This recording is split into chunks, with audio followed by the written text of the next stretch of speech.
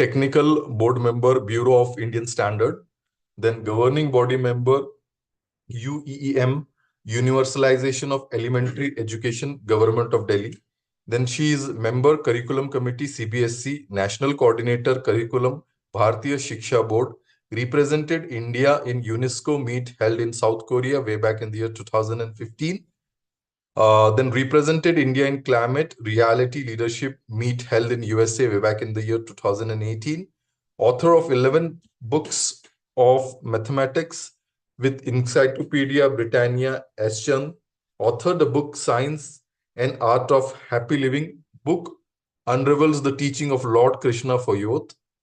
Lifetime Achievement Award Aryabhat Samman for contribution in mathematics education by All India Ramanujan Mathematics Club.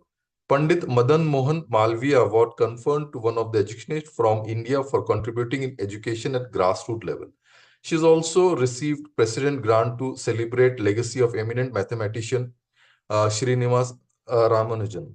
Member, National Focus Group, New Education Policy, Mathematics Education to prepare national curriculum. Contributed in more than 200 documents, textbooks, manuals, etc. prepared by CBSE, NCRT, NIOS, DST. CBSE International Curriculum in Mathematics. So indeed, it is really an honor and pleasure for all of us to have Anita ma'am here as a resource person for this afternoon session. So again, I would welcome her on behalf of this entire group. And now I would hand over the session to her. Ma'am, you are a co-host of the meeting. I have, yes. You are the co-host of the meeting. If somebody raises the question, they will raise their hands. You can unmute them. Okay. All right. We have not given the authority to unmute the participant because that creates a disturbance in the classroom. Okay. And you can take a break in between as per your convenience. Right. Okay. So I can share my screen. Let me just share the screen.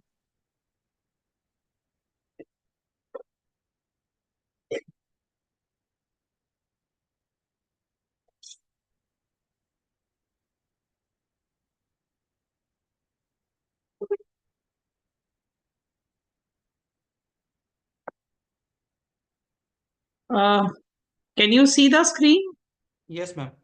Yes, okay, so you can see the presentations, no? Presentation. Yes, you can. You can move to slideshow. Full slideshow. I will do it on the slideshow. Just a minute.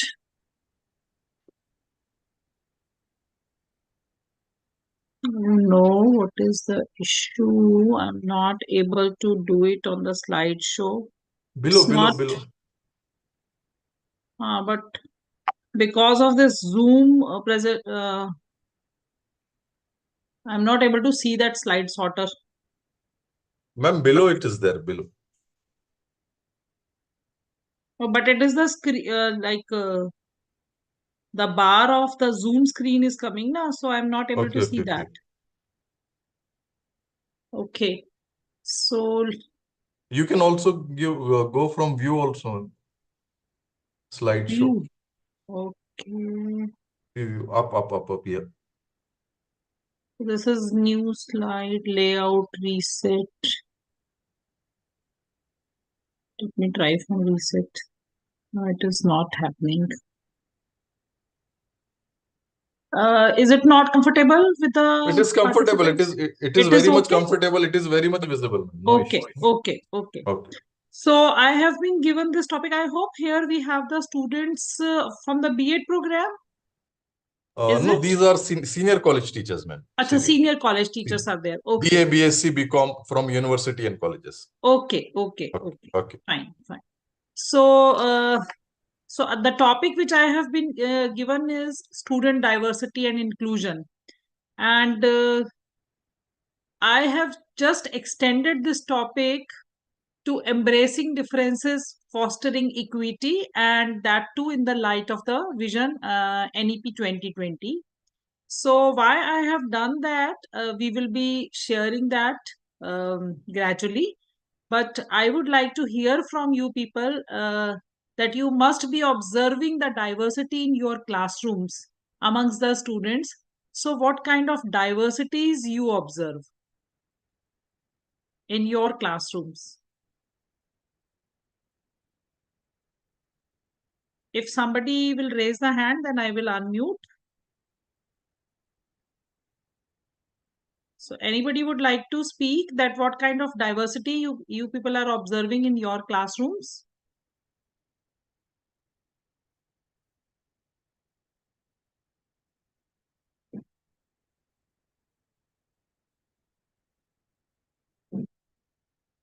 Okay. So normally you must have seen that the students from all kind of races, religion, ethnicities, they are coming to you. They must be speaking different languages. They obviously will be from the different gender, and they can also have the different kind of abilities. Some may be the special need people, say some might have the specific abilities or super abilities. This is observed, this is the data by the Ministry of Education, that nearly 57% of our students, they are coming from the disadvantaged group. And here the disadvantage means both socially and economically disadvantaged, and sometimes it also includes the learning disabilities. Now, why this issue is important? We will be discussing that, but I have used so far 3 different words, and these 3 words are diversity, which was given to me in the topic student diversity and inclusion. So what is diversity? That we have actually discussed, that if we are talking about all kind of differences which are there in the group. So our students, they may come from the different communities, they may have different attributes, they may belong to different races, ethnicity, region, religion, gender, age, socioeconomic status, and cultural backgrounds, and so on. But then I extended the topic to embracing differences and fostering equity. So when we say this, that means some more thing needs to be understood about the student diversity when we are talking about the inclusion, and that is what actually inclusion is. So if we are talking about inclusion in the education system, that means we want to practice, uh, we want to have the practices in our classroom where everybody should feel same. That means everybody must have the sense of belongingness. They might belong to the different kind of community or economic status or the social status, but in classroom environment, they are getting equal opportunity to participate. So that means you are giving them a comfort zone where everybody has equal opportunity to participate and they respect each other's opinion. And when this inclusion comes with the diversity, equity is attained. That means you are aiming to provide a person with specific resources, opportunities, and support them to in all circumstances. Their circumstances may be different. Somebody has raised the hand. Can you help me to, if somebody is raising the hand, somebody can, from your end, can unmute them?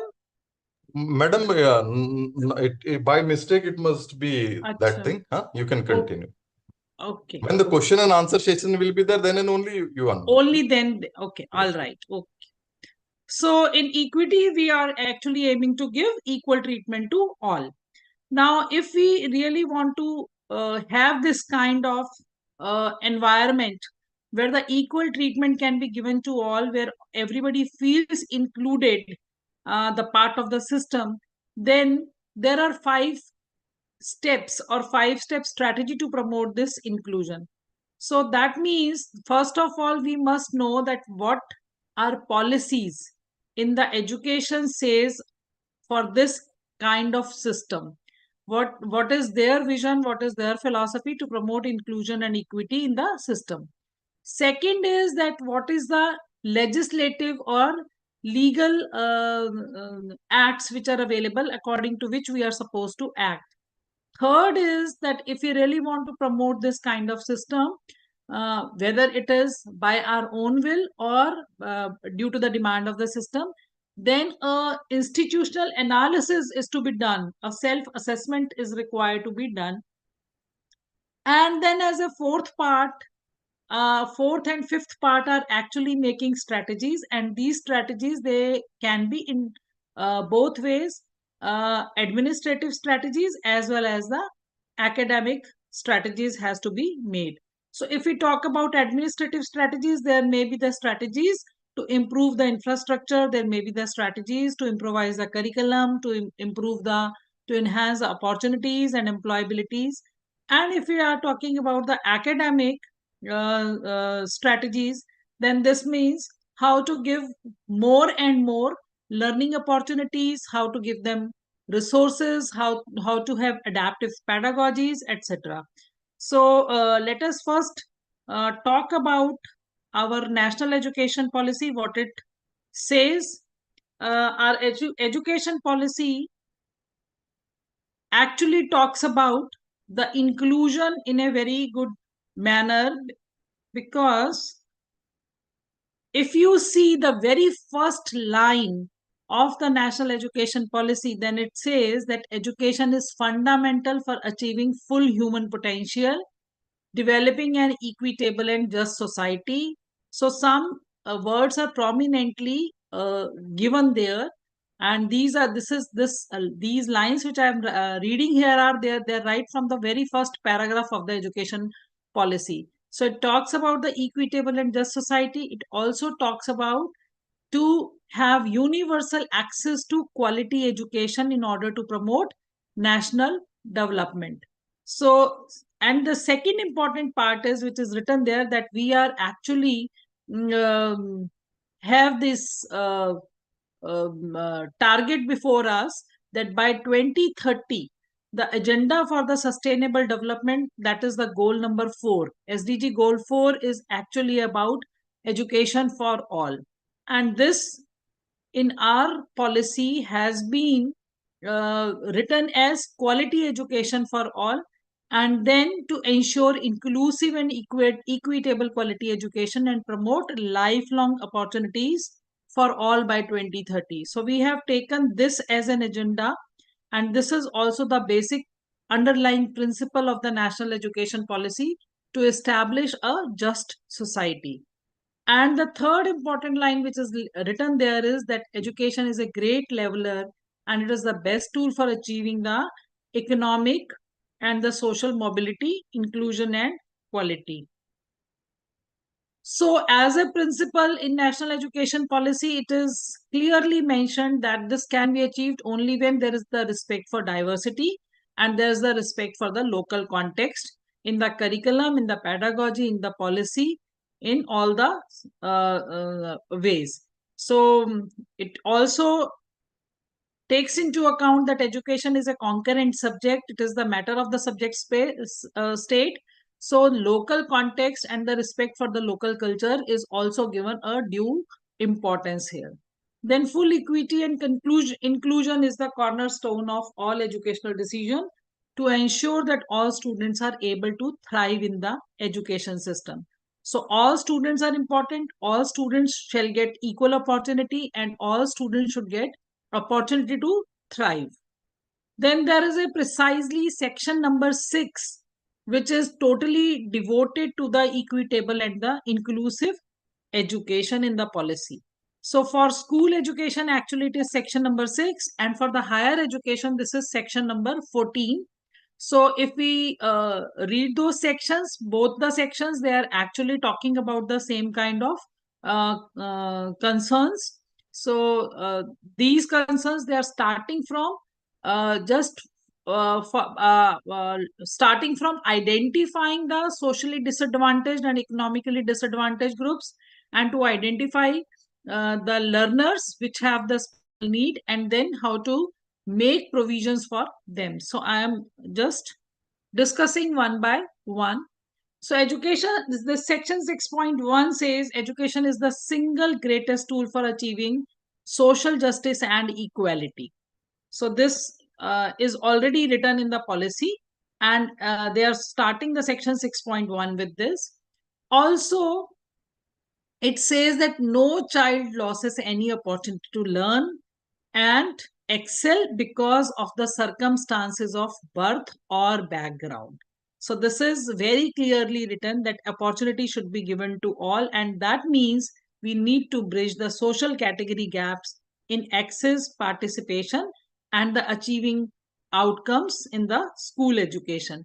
And the similar sentiments are mentioned for the higher education also.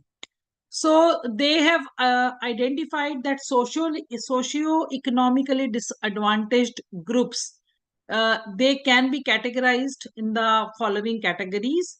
There may be the gender differences. So gender identities, there you all are aware that there are areas in our country where the education for the female is not given that much promotion. It is not encouraged much. Then transgender education is still a taboo in the society. So gender identities are to be taken into the consideration for identifying the SED groups. Then is there are this caste system is also very prevalent. Caste is there, tribal communities are there, minorities are there, other backward communities are there. So this is second criteria of identifying the SED groups, socio-cultural identities. Then there are, India is a very vast country, and our geographical distribution is also such that there are certain areas where the education is not, we are not able to make the education reach in that way in which it should be reached. So lots of issues of the development are there, lots of issues of connectivity are there, lots of issues of the resources are there. So on the basis of the geographical identities also, the SED groups will be identified. So there are very low-lying areas, and there are very like urban developed areas also. Then another category which is now being talked about very seriously is disabilities. In my slide, I could see it is only including learning disabilities, but this includes learning disabilities as well as the physical disabilities. Now, disability is a very wide term actually nowadays, because there are certain disabilities which we can see.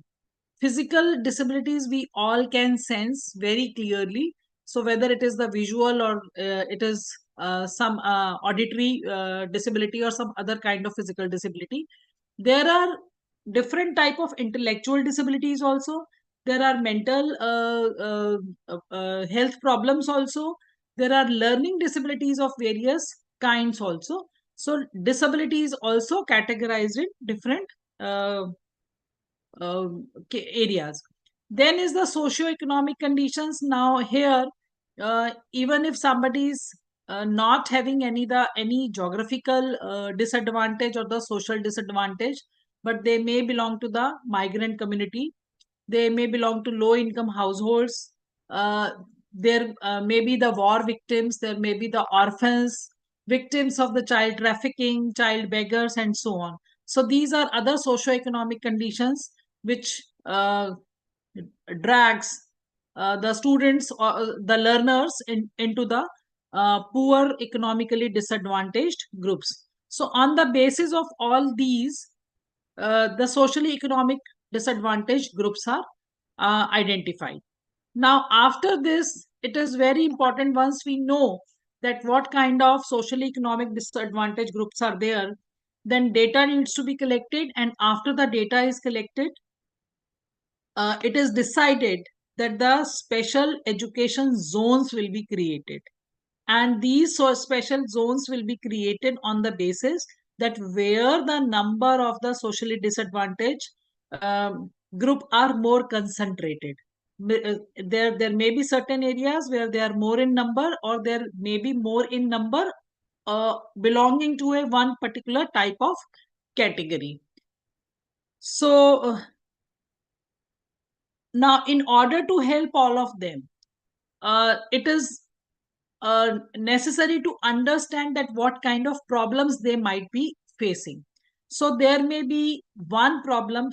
For example, if we talk about the female girl student, if the schools or the colleges are very far off from their places, and if it is not safe to uh, reach from home to the concerned school or colleges because of the lack of the transportation facilities, because of the other areas, because there are certain areas where maybe the more forest or the more hilly areas are there, or the more isolated areas are there. So government has decided to provide the bicycles and to organize cycling and the walking groups, so that students, they can go in group together to the school or the college. Uh, so keeping in mind the distance, keeping in mind the local conditions, this kind of provision is made. It is also decided that one-on-one basis, the teachers and the tutors can be provided. Peer tutoring will be promoted in the schools. Then appropriate infrastructure will be created. Suitable technological interventions will be given to ensure that the children are able to participate in the educational programs, and they they can attend it despite of all disadvantages they have, whether it is regarding to their abilities or their disabilities. Then a special fund is also announced, and that is known as Gender Inclusion Fund. So this Gender Inclusion Fund will be uh, created to provide special support to the female children as well as to the transgender students. There are certain acts, right of person with disability act 2016, so that is also talked about in the policy, that how this will be enforced more wisely and more thoughtfully. Inclusion and equity will become, so teacher education is also an important part of it, because unless until the teachers, they are aware of the situation, unless until they are trained over certain issues, they will not be able to help the students to integrate in the system. Sorry, can you see the presentation? Okay. So this is another kind of then the third important part is the 6.2.5 in the policy is totally dedicated to the children with the special needs, or who we call as the Divyang students. So opportunities for them will also be created. So actually I have consolidated all the points in two tables. So first is that the participation of the socially economic disadvantaged groups will be strengthened. Second is special education zones will be declared for the educationally disadvantaged groups, and in these zones the joint facilities will be created, the cluster system may be created to help everybody to have the equal access of the resources and the facilities. Then gender inclusion fund will be there. Free boarding facilities will also be provided. So there are certain kind of schools like Kasturba Balika Vidyalaya is there, where the girl child, they get free admissions. These are the residential schools. They get all sorts of facilities despite of any differences. Inclusion and equal participation of the children with disability in the elementary education will also be given. And then home-based education will be a choice. Now, this is again a new concept where the home-based education will be promoted if the child is not in a position to go to the school. And this may be due to their disabilities. This may be also due to certain region or beliefs. Teachers must be helped to identify such learning disabilities early and plan. So teachers training to identify the learning disabilities and to plan for them will be given. And then the provision for the additional special educators is being made in every school. As we talked about one-to-one teacher-student system and the peer education system, so alternative forms of schools will also be now promoted. And these alternative form of schools, they also preserve the traditions. For example, earlier there was a Gurukul system. Now, in Gurukul system, there were two kind of facilities were there. One is that many students with one guru in one Gurukul, and another was also a Guru Shishya Parampara, where one guru and one school, one child, one student was there. So these kind of systems will also be recognized and acknowledged. And as you have read in my profile also, that Bharatiya Shiksha Board has been given this kind of privilege, that they can acknowledge the achievements of the students who are from either of these kind of systems, along with the regular systems which is maintained by the CBSE kind of schools. Now, the assessments, okay, National Testing Agency can do the assessment for all kind of students. Now, another important thing is that even if somebody is coming from the disabled group or from the disadvantaged group, the NCC wings, the sports facilities, the extracurricular facilities, everything will be available to all of them, and they will be the part of it. Nobody will be left behind. Same kind of system, if instead of section 6.6, you read the section 14 of the National Education Policy, then the same kind of provisions are being protected there also, that even if a child is going to the higher education system and is belonging to the socially disadvantaged group, SEDs, as we defined earlier, then they will be getting these kind of facilities. So now just extending facility is not enough. So along with that, the curriculum also has to be adjusted. So inclusive school curriculum will be there. And this means that the curriculum will be, this will include the material which will help the students to understand the needs of everybody and inculcate in them the respect for all, empathy for all, tolerance, human rights, gender equality, non-violence, global citizenship, inclusion, and equity, all will be the part of it. So that means they need to learn more about each other's culture, each other's religion, each other's language, and gender identities. So if this kind of culture is created within the school or within the higher education institute, then there will be obviously more tolerance and more peace in the society. So for inclusive curriculum, certain steps needs to be taken. So this is again written in the policy itself, that bridge courses to be developed for the students who are coming from the disadvantaged educational backgrounds.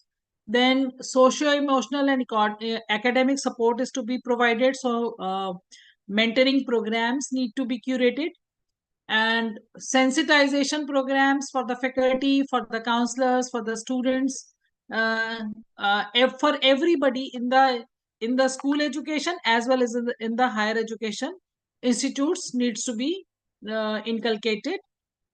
Strict enforcement of no discrimination and anti-harassment rules is to be enforced in the system, and institutional developmental plans shall be prepared in a way that they have the specific action plans to increase the participation from the SEDGs, but they are not limited to only the above items. Now, this is all written in the education policy. So when anything has come into the education policy to bring practice into the institutions, there are another factors, like as I earlier said, that we should have the clear knowledge of the legislation, the laws, the acts which are there. So what kind of laws and acts are there to promote the inclusiveness in the school education and in the higher education? This act which I am going to share with you, they are basically, there are three acts. One is the Rehabilitation Council of India Act 1992, is Person with Disability Act 1995, and then is National Trust Act, which was there in 1999. And right now, in all the institutions, which the act which has to be followed by all is Right of Persons with Disability Acts 2016. And in this act, actually, this act was this was enforced by United Nations Convention of Right to the Physical Disability People, and it was adopted by United Nations General Assembly on 13th of December 2006. And then some amendments were made by India for our own country on in October 2007, and then this was posed on 2008. But here the chief goal was that to eliminate the idea that disabled people, they are the object of charity. So in this act, the disability has been given the main focus, that their rights shall be protected, and people should not feel that uh, they are the people who could be only uh, uh, like they are not for their we cannot forget our duties and responsibilities just by doing the negative kind of charity for them. As a society member, as a responsible member, our responsibility is to empower them and not to make them dependent on us or dependent on anybody else. So that was the basic thought behind this CRPD Act. So the principles which laid down by UNCRPD is: number one, respect for inherent dignity and individual autonomy. Second was non-discrimination and equal opportunity for all. Third is effective participation and inclusion in the society. Fourth one is respect and acceptance of a person with disabilities as human diversity. And the next is accessibility and gender equality. Now, accessibility of all resources, accessibility of building. So accessibility here is again a broader term, and it is used for all kind of material, and the material means building infrastructure as well as the educational material. And respect for the rights of the children with the special needs. So children with disabilities is written here as CWD. And the government should ensure, because the rights and the privileges which are given here under this act are that government should ensure the equal opportunity for all. And for that, appropriate environment needs to be created. So this means that some kind of training is required where no discrimination, no deprivation of personal liberty, reasonable accommodation, and protection from any kind of abuse, violence, and exploitation, and protection from the cruelty and the inhuman treatment is to be given. I still remember that when I was a small child, when I was going to used to go to school every day, I always watched there is a boy just peeping out from his window, and he was never, and probably he was of our age, but I never saw him going to the school. I never saw him come allowed to come out of the home, and then I came to know that he was facing some kind of intellectual disability. Some problem was there, and he was tagged um, as an element who is not considered as normal. So some kind of abnormality tag was put on him, and I never saw him enjoying his life and leading his life in a normal way, and that was a pain point. So when I got this opportunity as a principal, as a school principal, and when I got the opportunity to serve people, I made it a point that I will be helping each and every child who is coming to my place.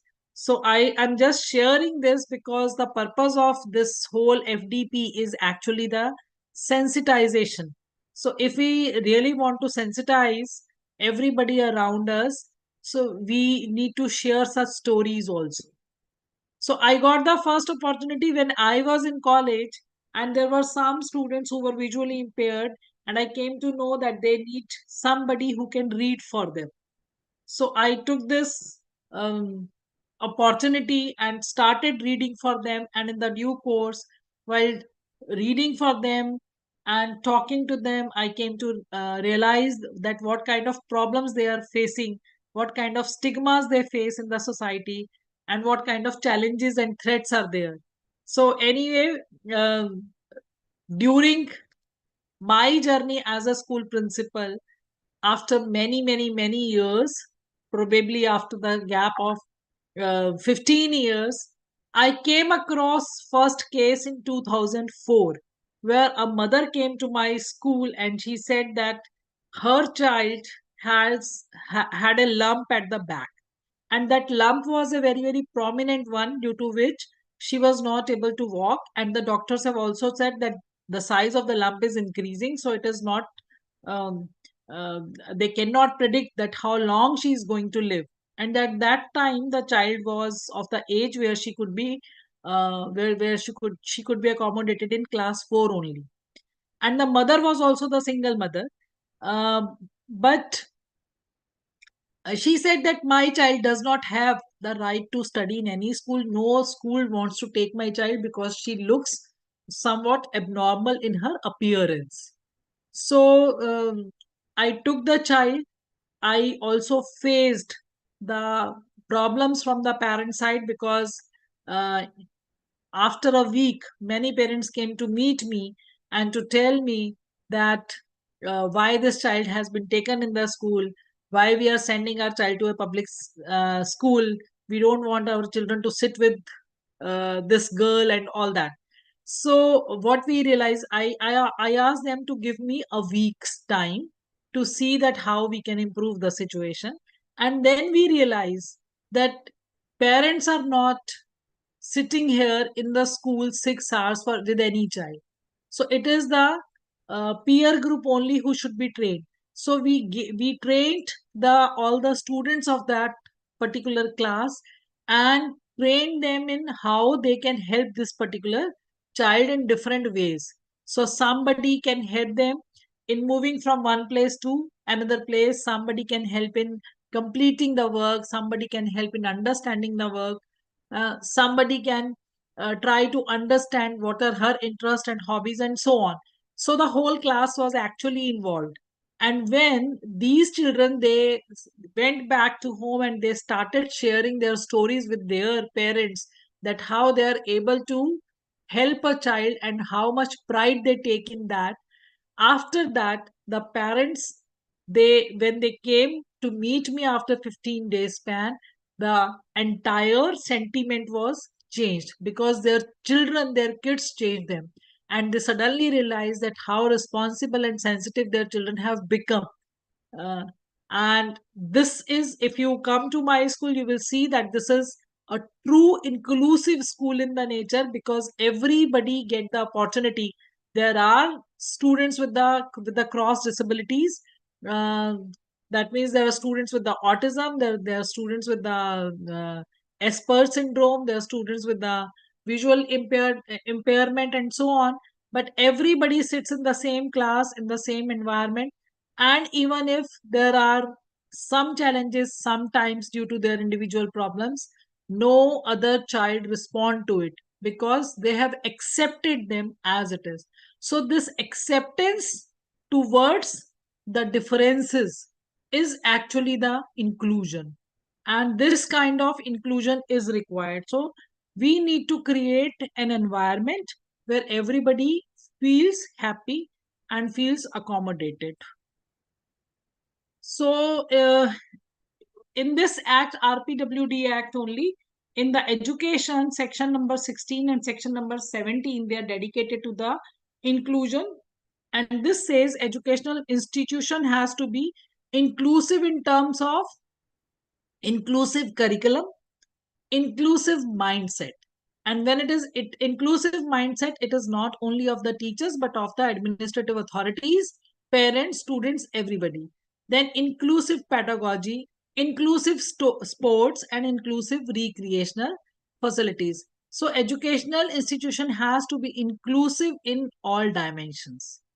And then they are also talking about the accessibility here, accessibility of the school or the college building, campus, transport, everything. Section 17 says that after every 5 years, there a survey needs to be conducted of the school going children, and then uh, as per the requirement, the number of teacher training institutions who can give the trainings for the special education, who can train the special educators, needs to be established. Training of the professionals and staff to support inclusive education. So education can be inclusive in a setup. It is not only the teacher's responsibility or the special educator's responsibility in that particular class or in that particular segment. Everybody, right from the gate, right from the guard to the administrative office, to the support staff members, to the library, to the technology department, everybody needs to be trained and sensitized and be aware of the needs of the special needs of the people around us. So training of professionals and staff to support inclusive education. And then is training of teachers in sign language and braille. So this is also a mandate that sign language shall be taught as a special language now.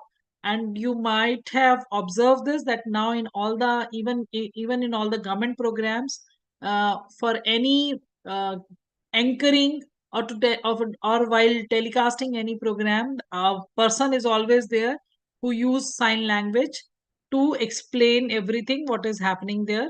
So braille also needs to be promoted, and the research to improve the learning and the um, teaching learning process of the students with the special needs shall be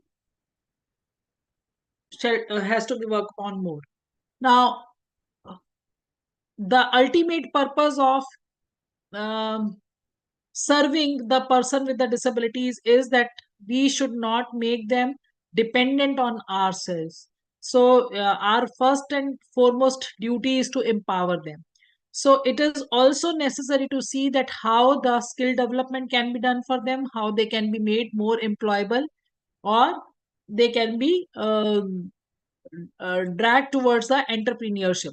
So here section number 19, section 20, section 21, 22, 23, all these 5 sections, they talks about the vocational and the skill training of the person with disabilities. This trainings may be in the formal format or the non-formal format. So both kind of schemes are available. Adequate support and facilities shall be given to avail these trainings, and no promotion can be denied. So PWD person can also be the employee of any institution, and in that case also it is clearly written that their promotions cannot be denied just on the ground that they are disabled. Framing of policies for the transfers and the posting of PWDs also included here. Then every establishment has to notify equal opportunity policy, and government also has to see this. Social security, health and rehabilitation, this is another concern. So education, then skill deployment, and skill development, then employment, and then now the next part is social security, health and rehabilitation. So RPWD Act actually talks about all the dimensions, all the problems of the person with special need, with disabilities. Section 24 to 30 is about this, and this says support for the women with disability for livelihood and upbringing of the children. It focuses on that. Then safe drinking water and accessible sanitation facility. I remember that one of the very senior educators who is disabled, and she's on wheelchair. She said that when for the first time I went to attend a meeting which was organized by the Ministry of Education. So some arrangement was made in some hotel, but the in the hotel the restrooms door it was narrow, and it was not possible for her to move her wheelchair inside. So that kind of facility was not of any use to her, and it took almost 1.5 hours to get rid of the problem and to make special arrangements for all. So you must have observed that nowadays there are always circulars sent to the educational institutions that their washrooms, they should be, or the restrooms shall have this kind of facility. This must be the dimension, this must be the there must be a proper broader space, or the side handles there, and all and so on. So many specifications are given. Then unemployment allowances they are also provided to the people with disabilities if they are registered with the special employment exchange. So this is one thing which if it is not known to anybody, they shall be made aware about it. Then provide facilities for the training of staff. This we have also talked about. And educating the public through preschool, school, PHC and VLWs, and creation of awareness through TV, radio, and other mass media or the social medias. Role of RCI is rehabilitation counselors. So RCI is also given under the RPWD Act, and this says that human resources should be developed in order to enforce the act, and a mandate trainings on the disabilities and right. It is not only the educational institutions. This says that these trainings shall also be provided to the members of the panchayat, legislators, administrators, police officials, judges, and lawyers. Then induct disability as a component for all education courses for school, college, and university teachers, doctors, nurses, paramedical personnel, social welfare officials, rural development officials, ASHA workers, Anganwadi workers, So that means everybody is under the ambit of this this act, and everybody should get special training. Nobody can say that we are not aware of this. So the trainings are made mandatory for everyone. Capacity building programs, which includes training and the independent living and community relationship of families, members of community, and other stakeholders. And this we have discussed, that trainings to all type of people. Universities also need to promote teaching and research in the disability studies, including the establishment of study centers for such research. What could be the challenges? So, of course, the challenges in the enforcement of the PWD Act is, number one is creating awareness and sensitization. So that means lots of publicity is required. At public forums, these kind of things shall be talked. There can be the special seminars, workshops, conferences over the issue of the protection of the rights of people with disabilities. Special facilities at the bus stop, railway station, airport, conforming the accessibility standard. So this practice has also now started. And access to information and communication technology, and all buildings shall be given with the complete plan, with the complete requirements, that what kind of changes they need to bring in their buildings, and to make their buildings accessible within the 5 years. These are the possible measures with respect to the RPWD Acts, that along with the awareness and the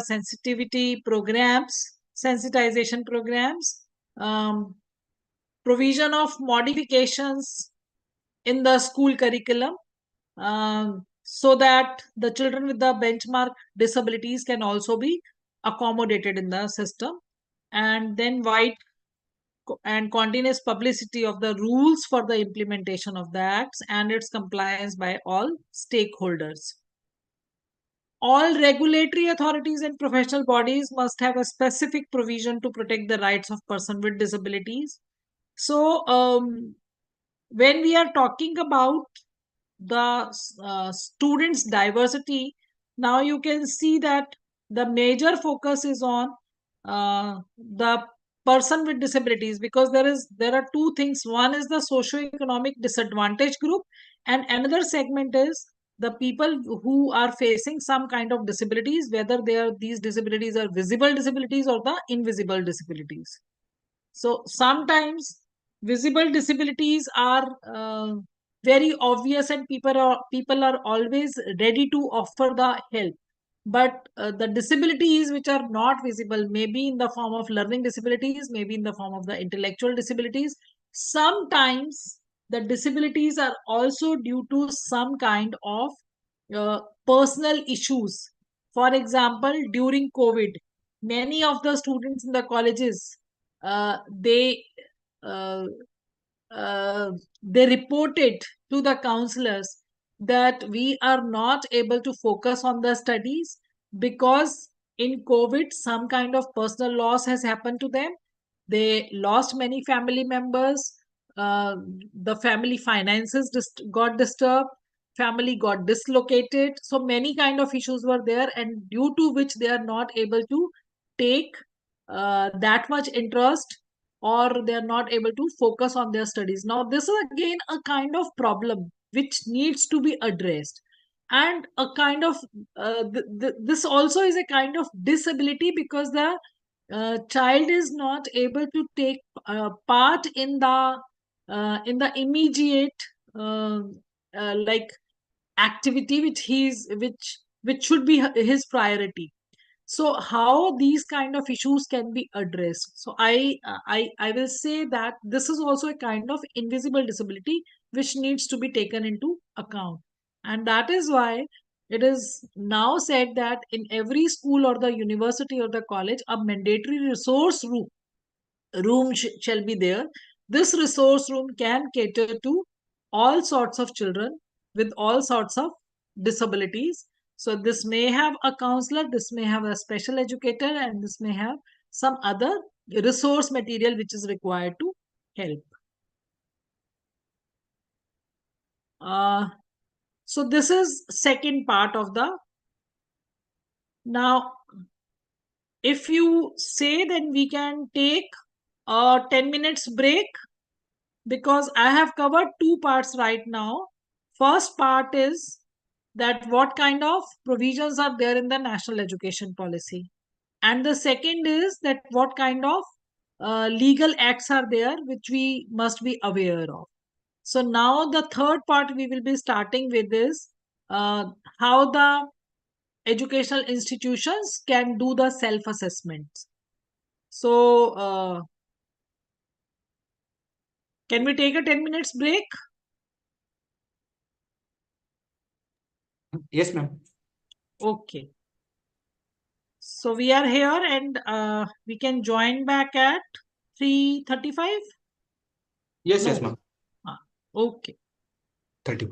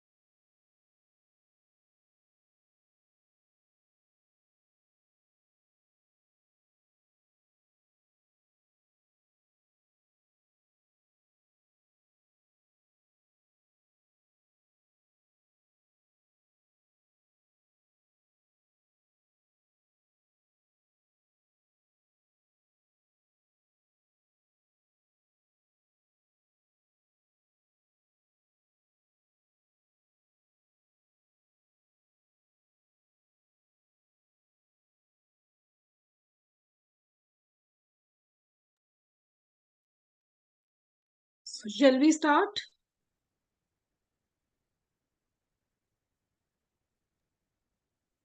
Okay, ma'am. Yes. Okay. Yes. Is there anybody to help me to unmute people? Because now I would like some people to ponder over this, whatever we have discussed so far. So some comment, some reflection, some question.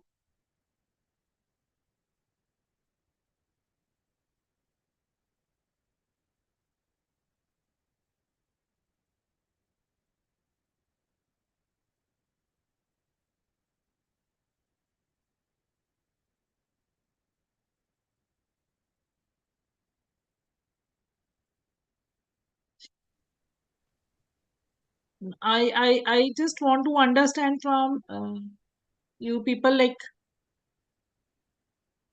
what kind of diversities you have observed in your classroom, and have you come across any kind of disability?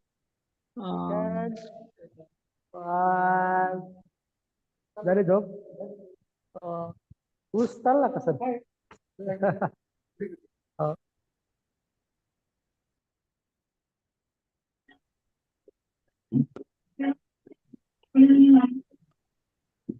Yes.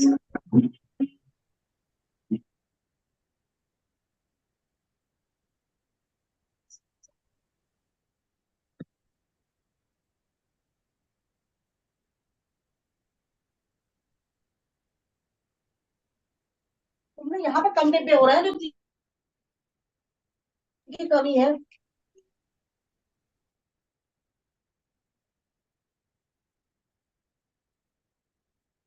Okay, now we are starting the third part.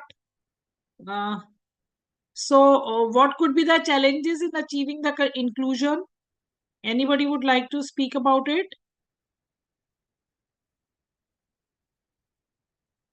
Somebody would like to speak over this, that what kind of challenges you perceive in achieving the inclusion?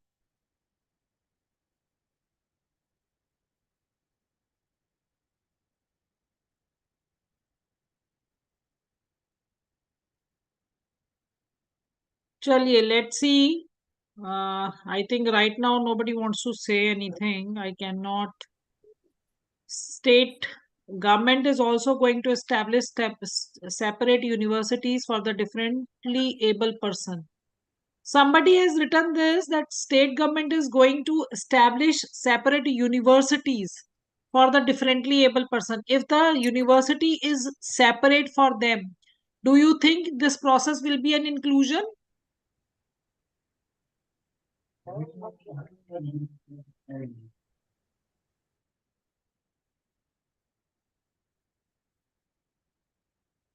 Government wants to promote that the people from the different backgrounds, they study together, so there shall be complete integration and inclusion, and departments could be set separately where the research can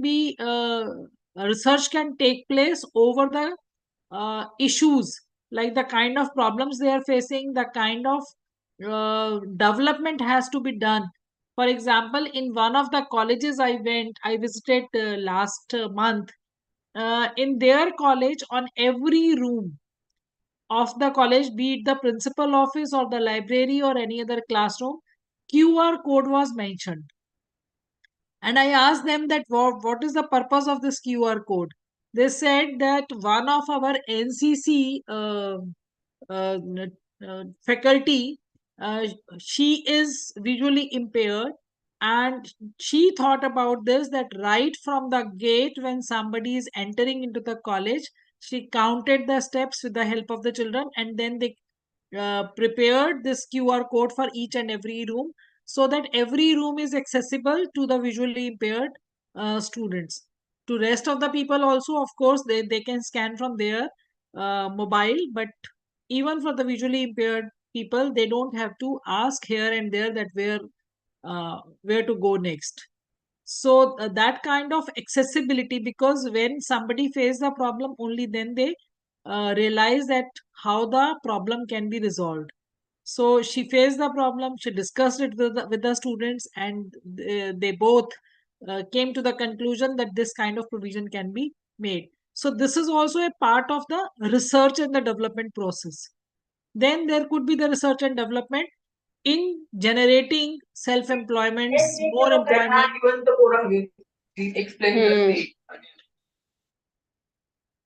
Okay. Somebody wants to say something? Fine. Now, as an institution, how can we see? Because if as an educational institution, we have to have some kind of vision and the plan for our own educational institute, then a kind of self-assessment is required. So this is a questionnaire which is prepared by one of the universities. This is not an Indian university. This is a United States university, but I found each and every question which is mentioned here, which they have asked to analyze their own university, is very, very meaningful and thoughtful. So I'm sharing this with you, and we can ponder over these questions one by one. You can write in the chat box. If not unmuting yourself, you can write in the chat box your without writing the name of your institution. Miss Devika has raised the hand. If somebody can unmute her, I don't know how to unmute. Okay.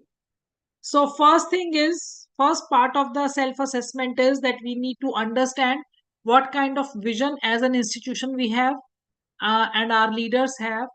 And if we are able to understand that, only then the further uh, uh, progress is possible. So first question is, our organization is actively committed to issues of equity, inclusion, and diversity. So this is on the 5-point scale. You can answer in yes, no, somewhat, don't know, not applicable, and not thought at all. So any answer can be given. If some of you want to respond in the chat box, please do write. Our organization is actively committed to issues of equity, inclusion, and diversity.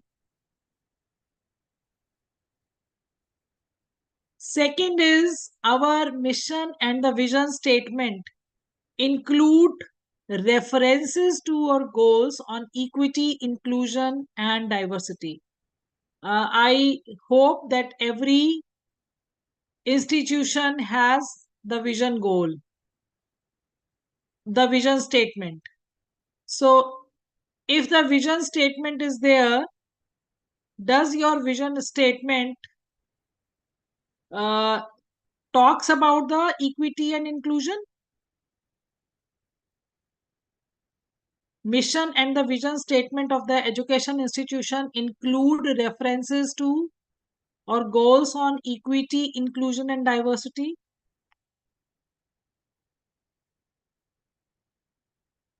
So you're writing something. Yes, yes, yes.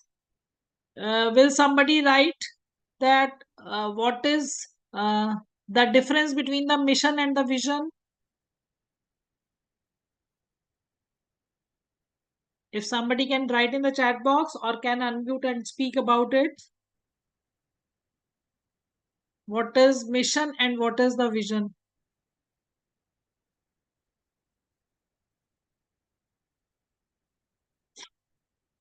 So vision is always the long-term goal and mission is generally the small-term goal. Here you have written vision is where we want. Just vision is long-term goal. Vision is where we want to see. Mission is the goal to achieve.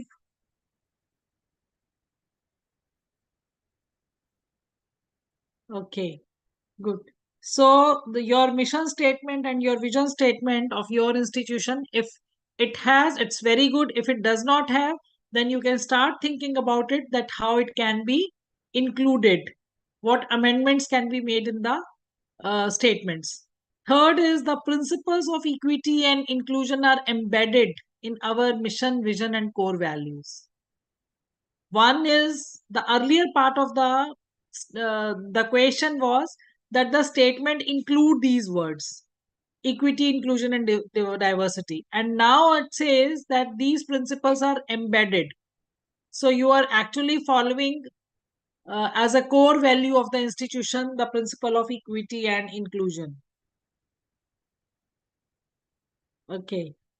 Then I can see mostly one yes. That's very good. Okay. Then we have resources dedicated to equity, inclusion, and diversity issues, including the professional development for manager and staff. Okay. So please write here in the chat box that in how many of the educational institutions the training of everybody in the institution, right from the security to housekeeping staff to administrative staff to and to all faculty members, the training is happening. The training for equity, inclusion, and diversity issues is happening. And how many of you have the resource room? Any special dedicated resource room?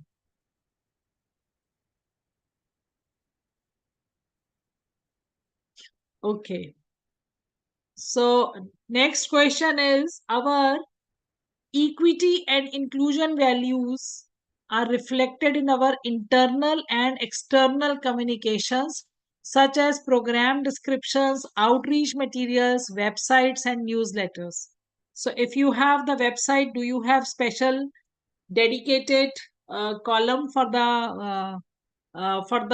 communicating this equity and inclusion, inclusive values of the institution? If you are writing any program description, if you are sending any invites, if you are sending any newsletters, do you have special segment?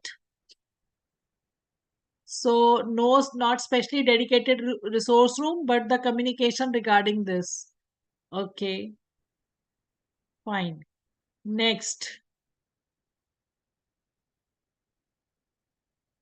how do we address, now first segment was about the vision and the mission, and now the second one is about how do we address to the responsive research, teaching, and public services.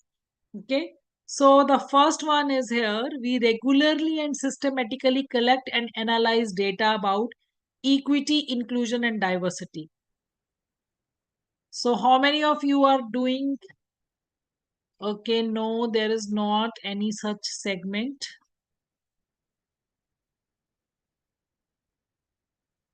Anybody is doing any kind of data analysis?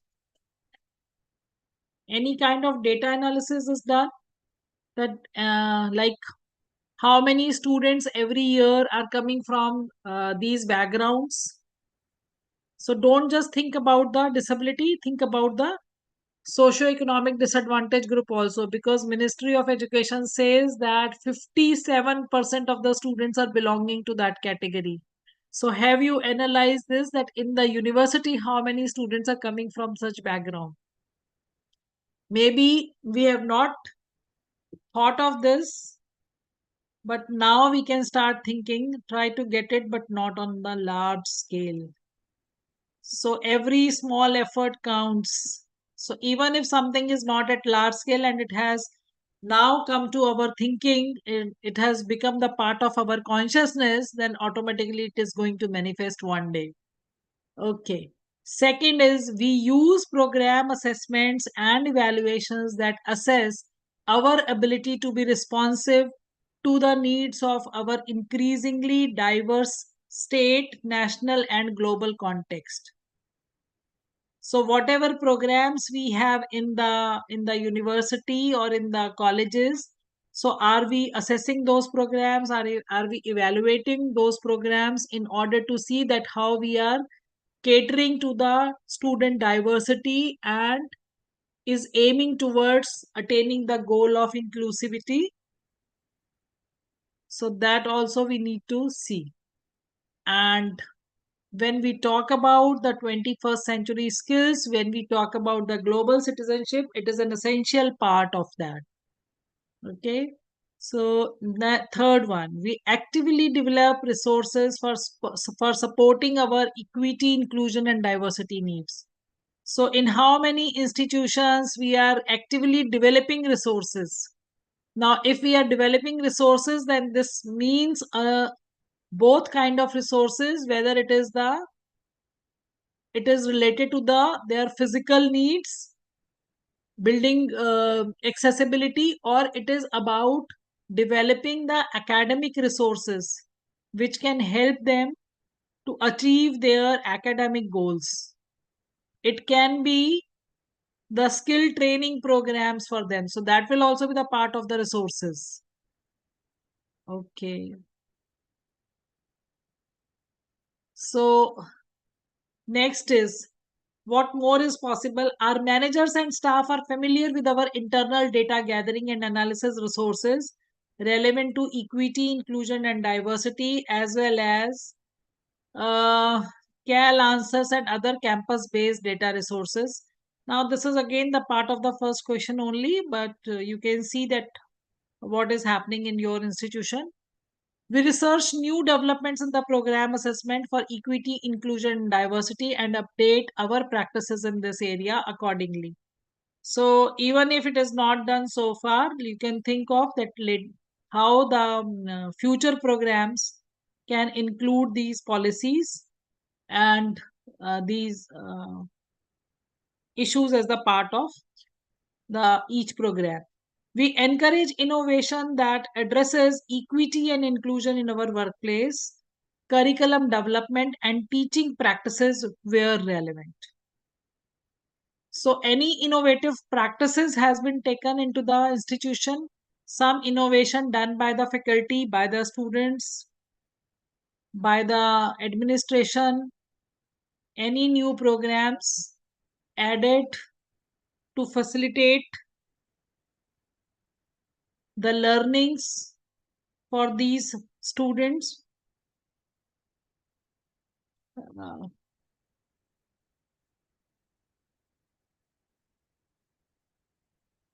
Okay. Next part of this is how we expand pathways for access and success for our workforce. So it says our division or department actively values and seeks to hire a diverse staff. Have you ever noticed that the staff members also have the diversity, and all kind of people are given the opportunity while hiring the faculty or the administrative staff or the support staff for the institution? So we need to analyze that too, because that will actually tell us that how do we think about the inclusion, how we value it. We employ best practices for fair and inclusive hiring and advancement, such as active outreach to underrepresented community, appointing diverse hiring committees, using clear hiring criteria, supporting professional development and career advancement for current staff, regularly using campus affirmative action goals and other workforce data. I can see on this many people are responses. Staff members have diversity. Very good. Okay. All staff have divisional or the departmental support to continue their professional growth and career advancement. Next is, we provide mentoring opportunities for all levels of staff and management internally and through other campus views. So mentoring opportunities are required wherever on one-to-one basis the special support is required. We provide staff with opportunities to engage in community-based learning and public services. So here all the staff members of any educational institution can talk about these issues in the community, and they can educate the community and conduct such programs which can help to create a positive environment for achieving the inclusion in the society. We actively advocate for more accurately reflecting the diversity of our talent pools in all of our hiring, student, faculty, and staff. So diversity of talent pools is a very, very important word which is being used here.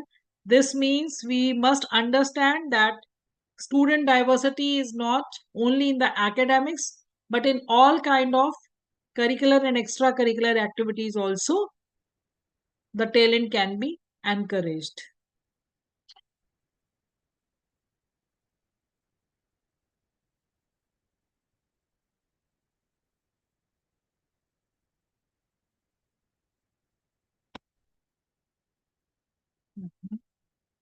Okay.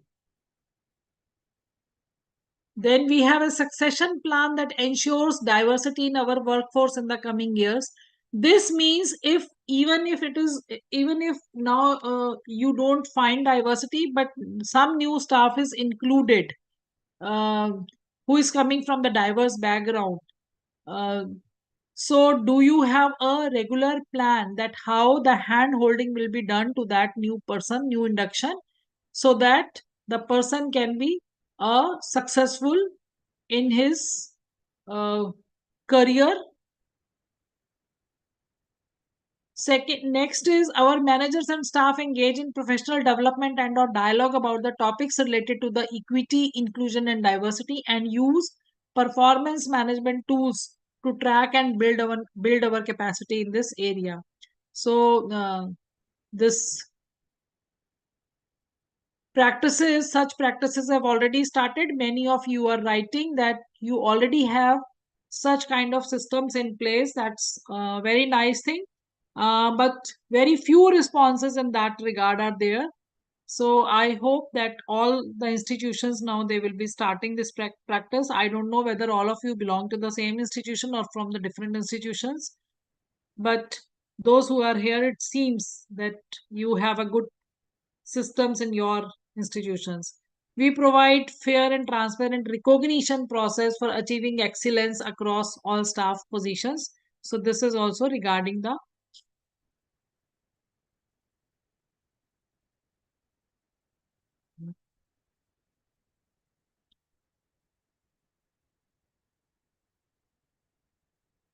okay. Now the next is this. Earlier was about the workforce, so that was about the faculty members or the staff members. Now the same type of questions are asked for the clients. So how do we expand pathways for access and success for our clients? Your clients may be the students or the faculty or the staff members, depending upon the nature of the institution, because this is by the university. So in the university, different colleges are also the they are also like the clients to the university, and students are like the clients to the colleges. So they have written that for all clients, student, faculty or staff members, this is made. And the same kind of questions are repeated here. That our first question is our division or department values and seeks to support our students, faculty and or staff, clients with diverse racial, ethnic, gender, socioeconomic, immigrant, international, sexual orientation, disabilities or abilities, and religious backgrounds in our programs and services. So this means whatever is happening in the school or colleges, be it any academic program or any event or anything else, the care should be taken that it should not be gender bias or the religion bias, or any ability or the disability bias. So all should be given equal representation, and no remarks, no adverse remarks about anybody should be made. Second is direct support is provided where needed to ensure the needs of our client from all backgrounds are met. Third is we provide support for the critical transition for students, faculty and staff. For example, first year of college, assistant to associate professor, non-manager manager to manager, that is based on the best practices in the field, and we track and measure our success.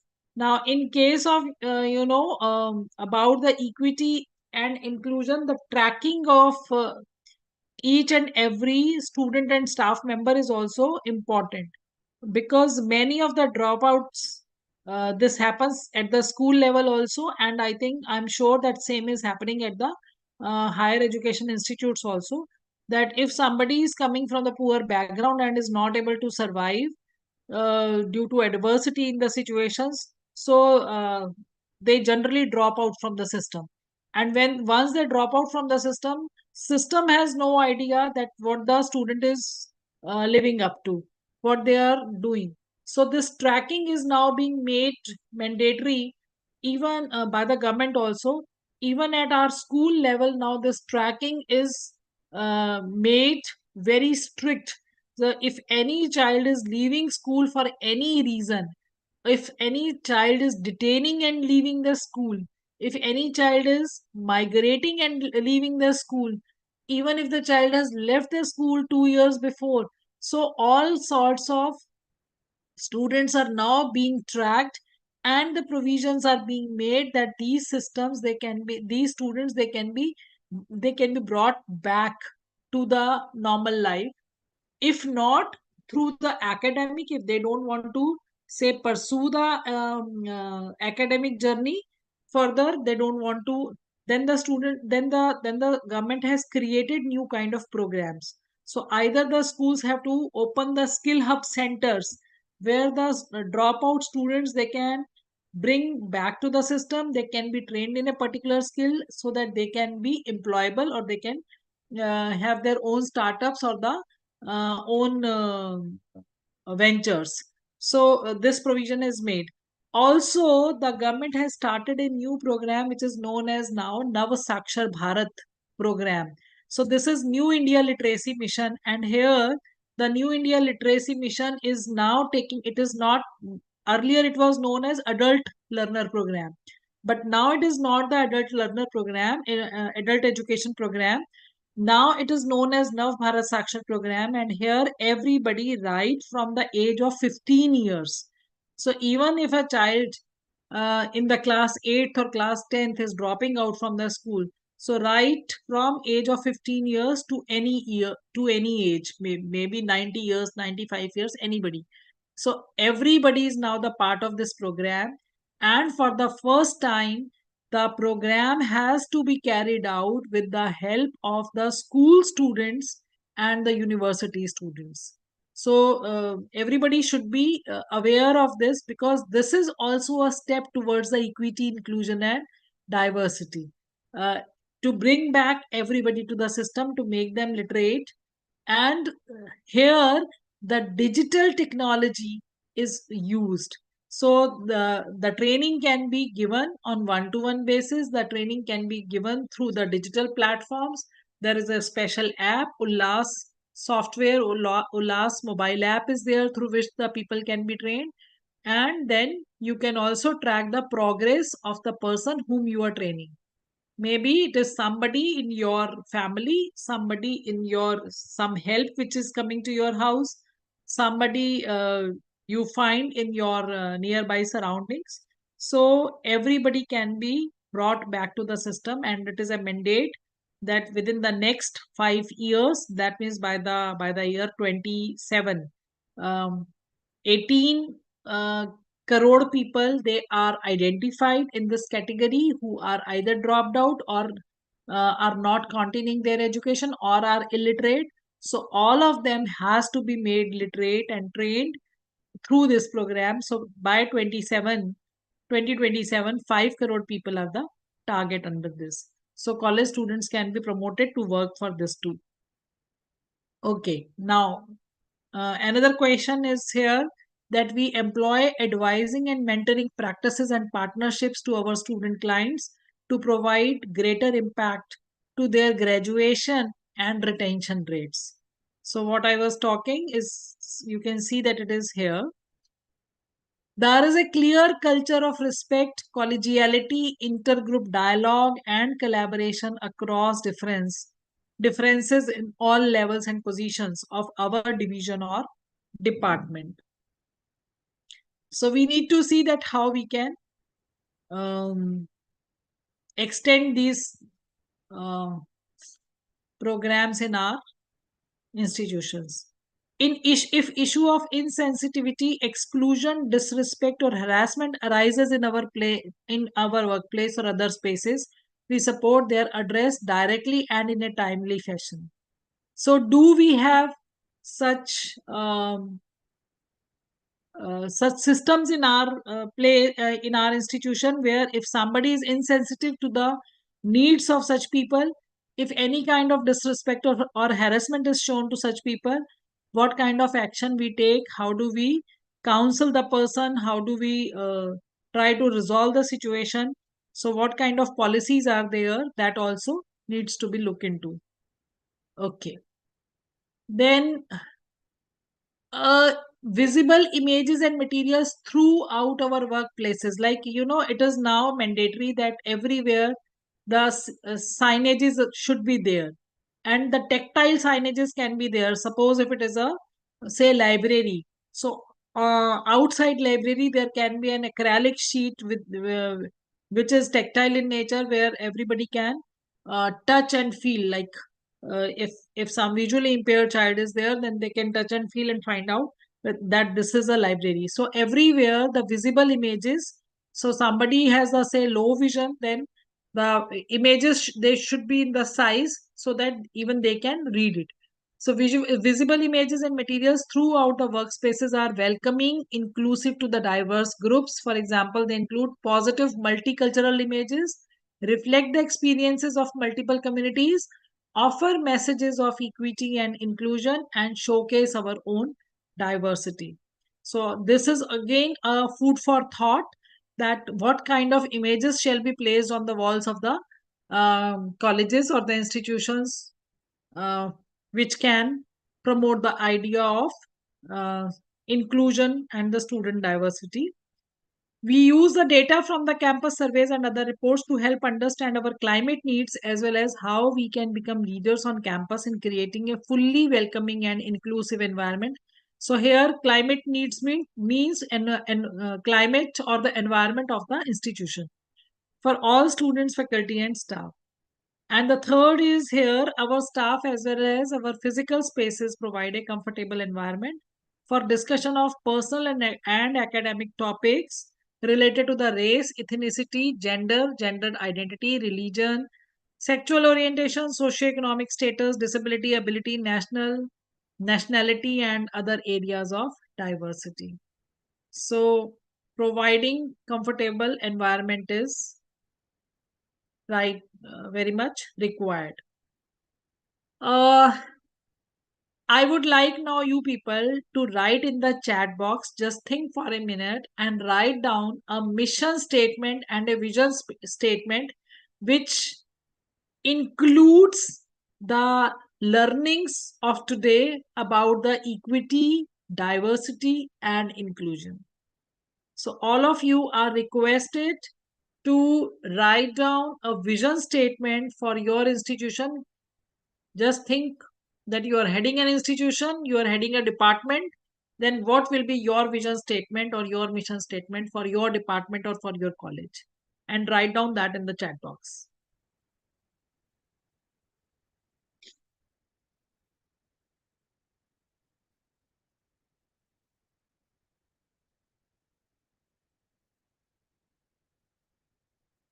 So this is interesting that you are from the different institutes. Yes, you have PWD staff and those are provided.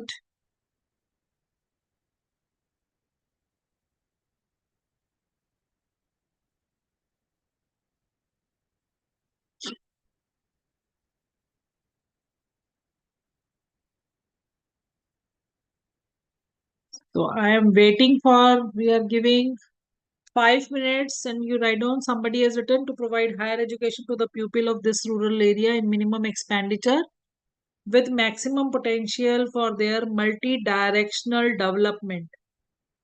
Ma'am, please improvise this vision statement. Number one, the vision statement should be very crisp.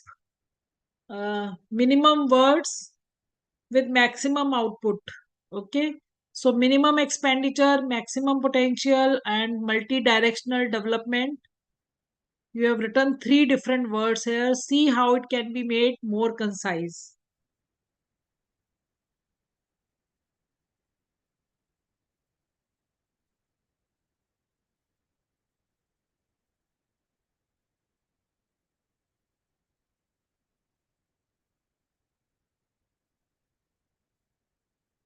To impart inclusive education, especially for girls. Now, what is inclusive for you? You have written to impart inclusive education for girls. Please improvise this. To cultivate a research-oriented mindset and comprehensive professional skills. To equip learners with the interdisciplinary skills set to cater to the needs of industry and society. Sir, this vision statement is very good, but it talks only about the kind of education you want to give, how the inclusion and the diversity becomes the part. Please include inclusion and diversity in your mission statement. Empowering minds, transforming future, excellence in artificial intelligence, data sciences to impart quality education with contemporary. So, education for each one with equal opportunity. Okay, this is good one.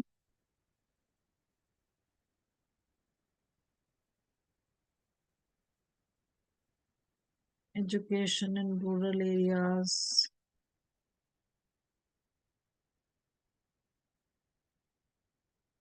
To educate socially and economically and technologically deprived people. Transforming rural communities through higher education, equality for ladies in all institutions, Bahujan Hitay, Bahujan Sikhaye. So, Bahujan Hitay, Bahujan Sikhaye, somebody has written, but you are focusing only on the women. So, is it that your education is the women's education institution?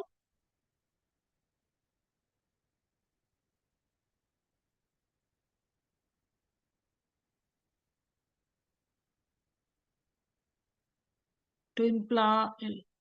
When you are writing to impart inclusive education, especially for girls. Now, in this statement, number one, when you are writing especially for girls, so you are a girls' PG college. Okay, that's fine. Then there is no need to write especially for girls because you are already catering to the girl population, female population only. One thing. Second is when you write to impart inclusive education, what do you mean by that? To impart inclusive education.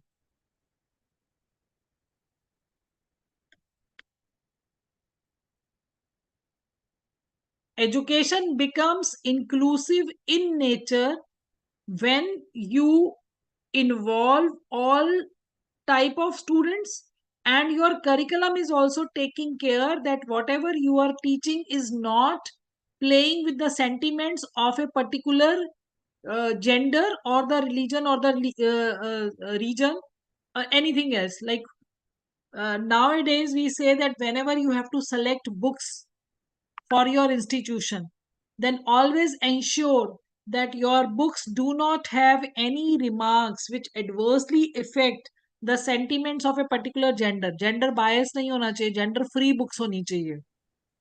Then आपकी जो books हैं उसके अंदर किसी भी reason की कोई भी जो कल्चर है उसके ऊपर कोई नेगेटिव स्टेटमेंट, कोई सटायर, कोई इस तरह का रिमार्क नहीं होना चाहिए.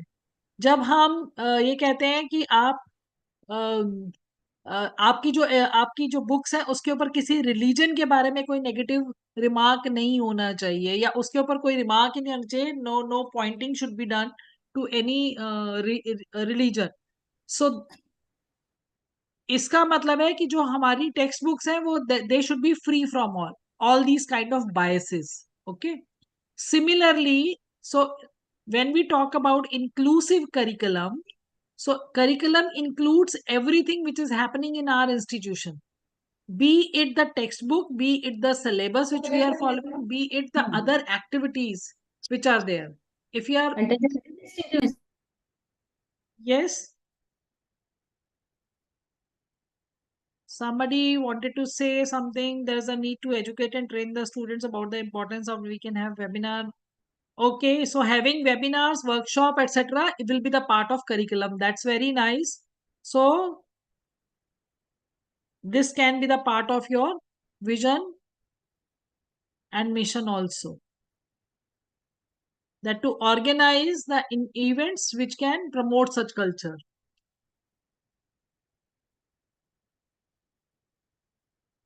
Okay. Experiential learning opportunities and engagement with the broader legal community. Means to involve rural students with urban. So, maximum potential with this, minimum expenditure, need to educate and train the students about the importance of diversity. We can have enrichment of the by providing equal opportunities. We can have for the diverse skills. Okay.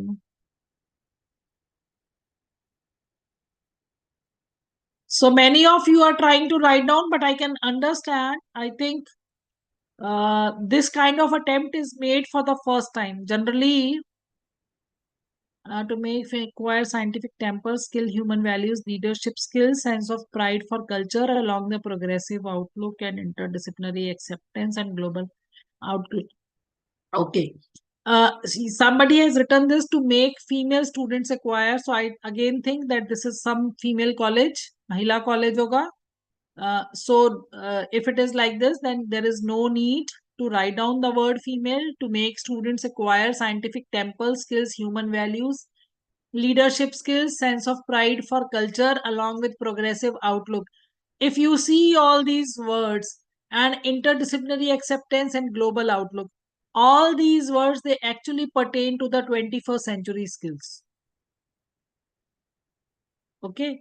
So if you are writing to make all students acquire, okay, irrespective of their gender and the other identities, irrespective of their social identities, you can write to make all students, irrespective of their social identities, acquire all 21st century skills. So then the statement will become concise and it will be able to convey the sentiment.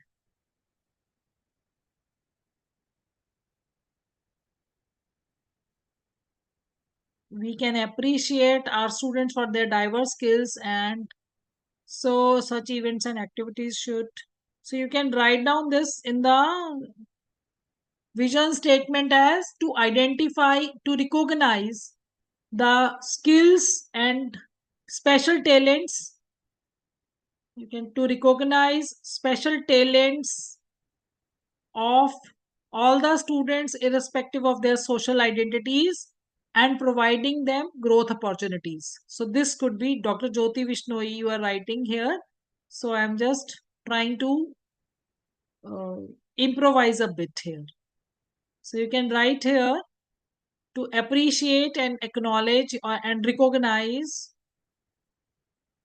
talents of all students irrespective of their social identities and to provide them with growth opportunities. Okay.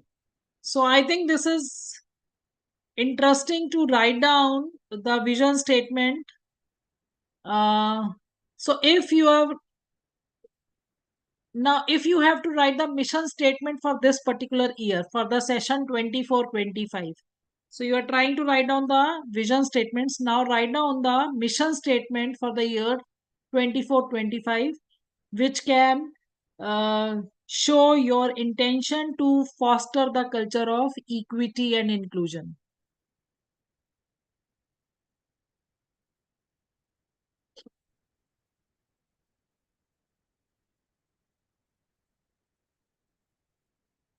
So mission for just 1 year. You cannot achieve everything in the same year.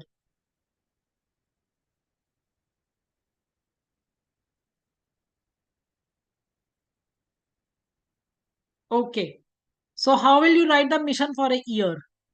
So all of you, when we were going through all the questions which institution should review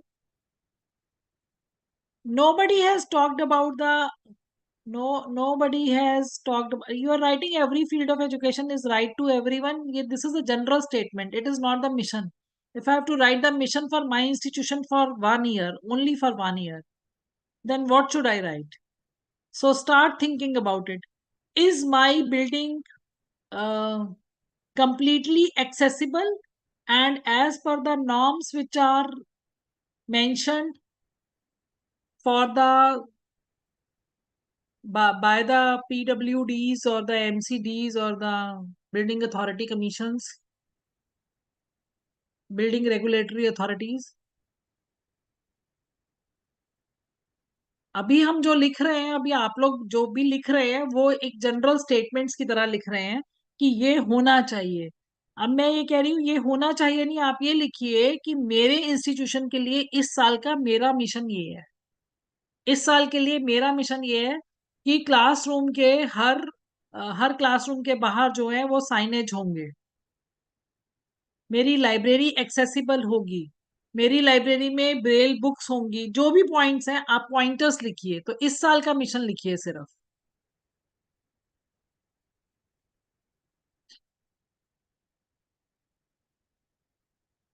अपने institution के लिए जो आपको लग रहा है कि आपके बस में है, जिसके ऊपर आपका कंट्रोल है. आपके कंट्रोल में जो चीज है आप उसके अकॉर्डिंगली अपना एक मिशन यहाँ पर लिखिए. सब लोग एक एक मिशन लिखें. 140 people are there, so 140 missions should be reflected here, and everyone should be able to learn from each other to provide knowledge oriented as well as job oriented education. अभी भी हम एजुकेशन तो knowledge oriented ही दे रहे हैं और job oriented भी दे रहे हैं. मेरा एक मिशन इंक्लूजन के लिए क्या है?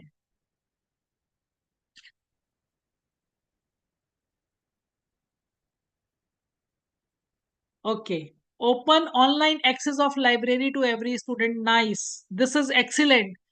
Somebody has written open online, give online access of library to every student. Now, when you are giving online access, that means you are catering to all sorts of students and from all places. Let's motivate the students first. नहीं, ये general हो गया. Motivate किस बात के लिए कर रहे हैं?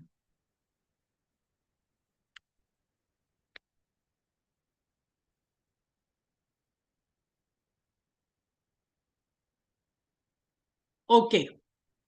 To provide pro bono legal services. Legal services किसको दे रहे हैं आप? लीगल सर्विसेज तो बहुत वाइड होती है ना. तो लीगल सर्विसेज आप किसको देना चाह रहे हैं, किस फील्ड में देना चाह रहे हैं? To enhance soft skill of students. Soft skill ये कम्युनिकेशन स्किल्स की आप बात कर रहे हैं यहाँ पर. और वो भी किन स्टूडेंट्स के लिए? सबके लिए आप कर रहे हैं? कोई स्पेशल प्रोविजन बना रहे हैं? ओके मैं थोड़ा सा let me try to help you कि जब आपको मिशन लेना है एक साल के लिए तो आप मिशन कैसे कैसे ले सकते हैं. आप स्टार्ट करिए. आपने जैसे किसी ने आप अपनी बिल्डिंग से स्टार्ट करिए. क्या आपकी बिल्डिंग में रैंप है? ग्रीन लाइब्रेरी प्रैक्टिसेस लिखा है. ये मुझे समझना पड़ेगा कि आपके लिए ग्रीन कॉन्सेप्ट का क्या मतलब है यहाँ लाइब्रेरी में. Okay. To design block for the students, legal services for underprivileged section of society in our school is a law school, we are bound to provide. Okay, nice one. So आपने कहा कि आप under privilege section को भी society के आप legal services provide करेंगे. सो उसमें आप क्या प्रोवाइड कर सकते हैं? नंबर वन, आप उनको ट्रेन कर सकते हैं कि उनके लिए कौन से लॉज हैं जो अवेलेबल हैं, क्या उनके राइट्स हैं, वेयर दे कैन गो, है ना. सारी जो सर्विसेज जहाँ पे अगर कोई भी पर्टिकुलर इंसिडेंट है तो आपको किस नंबर पर कॉल करना है, किसको कॉल करना है, एफआईआर कैसे लिखवानी है, मतलब बेसिक बेसिक चीजों को आप डाल सकते हैं वहां पे. सो एक minute. Legal aid clinic, organise legal aid camps, making provision for rain harvesting. Rain harvesting का जो प्रोविजन है वो इंक्लूजन का पार्ट कैसे है? Motivational talks about skill based courses. सिर्फ टॉक्स मत करवाइए, स्किल बेस्ड कोर्सेज ही करवाइए ताकि एम्पावरमेंट हो. सो मिशन लिखने से पहले आपको आइडेंटिफाई करना पड़ेगा कि आपके यहाँ जो क्लाइंटेल है, जो स्टूडेंट्स अवेलेबल है, उनकी क्या जरूरतें हैं। हो सकता है किसी जगह पर वो सिर्फ एक पर्टिकुलर कास्ट को बिलोंग कर रहे हैं, हो सकता है कि किसी जगह पर वो एक पर्टिकुलर जेंडर को बिलोंग कर रहे हैं, और हो सकता है कि वो किसी एक जगह पे एक पर्टिकुलर प्रॉब्लम्स को फेस कर रहे हो। ठीक है, तो वो वाली जो प्रॉब्लम है या जो भी वो नीड है, पहले उसको आइडेंटिफाई करके फिर आप लिखिए। अब किसी ने लिखा कि to set up a language lab for the improvement of communication skills. So मैं ये अज्यूम कर रही हूँ कि जिन्होंने ये लिखा वहां पर उनको ये लग रहा होगा, मान लीजिए कि स्टूडेंट्स एक पर्टिकुलर लैंग्वेज को बोलने वाले आ रहे हैं, जब उनको बाहर जॉब मार्केट में जाना है, तो वो जो जॉब मार्केट में जाने के लिए जो उनकी लैंग्वेज स्किल्स हैं वो काफी नहीं है। They need to improve, they need to work over those skills. So so this particular institution wants to provide a language lab which can help them to improve their communication skills, which could be of use in the job market or in the outside world. So that's a very interesting thing. Value added course and this maximum services given as paperless. हम ना बहुत सारे issues को यहाँ पर mix कर रहे हैं। मैं अभी हम लोग एनवायरमेंट इश्यूज की बात नहीं कर रहे हैं, ऑल्दो इंक्लूसिव करिकुलम में हमको सोसाइटी के हर पार्ट के ऊपर ध्यान देना है, क्योंकि हमने बिगिनिंग में ही बात करी थी कि अगर हमारा करिकुलम इंक्लूसिव है तो इसका मतलब हम क्लाइमेट रियलिटी की बात भी कर रहे हैं, हम ग्लोबल सिटीजनशिप की बात भी कर रहे हैं, हम 21st सेंचुरी स्किल्स की भी बात कर रहे हैं, लेकिन साथ में हमको अब ये लिखा किसी ने collaboration with institutions. So this is nice. ये कोलैबोरेशन का क्या पर्पस है? तो कोलैबोरेशन का पर्पस ये है कि डिफरेंट बैकग्राउंड के स्टूडेंट्स अगर मिंगल हो रहे हैं तो वो एक दूसरे से सीख रहे हैं कुछ। To start computer literacy courses. Now again in their institution this may be the need कि कंप्यूटर लिटरेसी कोर्सेज की जरूरत है, तो इसलिए इन्होंने 1 साल के लिए मिशन बनाया कि ये कंप्यूटर लिटरेसी कोर्सेज स्टार्ट करेंगे। उसको थोड़ा और प्रिसाइज कर लीजिए। This is good. To provide value-added courses with digitally equipped business lab. Business lab का मतलब क्या है? You are giving them training to open the businesses, startups. Roll number 98 आपने लिखा है digitally equipped business lab. Okay. अच्छा, so you are promoting for the startups, right? So that kind of training you will be providing. And again, this will be for all, irrespective of their social background. सो यहाँ पर क्या होगा, कुछ के पास ideas होते हैं, कुछ के पास में पैसा होता है, कुछ के पास में टेक्नोलॉजी होती है, कुछ के पास में रिसोर्सेज और नेटवर्क होते हैं। So all of them they should be able to collaborate, make a group and should be able to start a new venture. Work environment which provide students equal access of information, development and opportunities. Okay, ठीक है। सो okay, many of you are able to write number of things. Okay, so अभी एक last, मुझे ये कहा गया था कि हर सेशन के बाद में ना 2 MCQ होने चाहिए। मैंने MCQ नहीं लिखे, बट मैं अब ये सिर्फ चाहूंगी कि सब लोग अपनी डेफिनेशन लिख दें यहाँ पर कि आपके लिए डाइवर्सिटी का क्या मीनिंग है 1 वर्ड में, इंक्लूजन का क्या मीनिंग है 1 वर्ड में, और इक्विटी का क्या मीनिंग है 1 वर्ड में। So just right in 1 word diversity, inclusion and equity.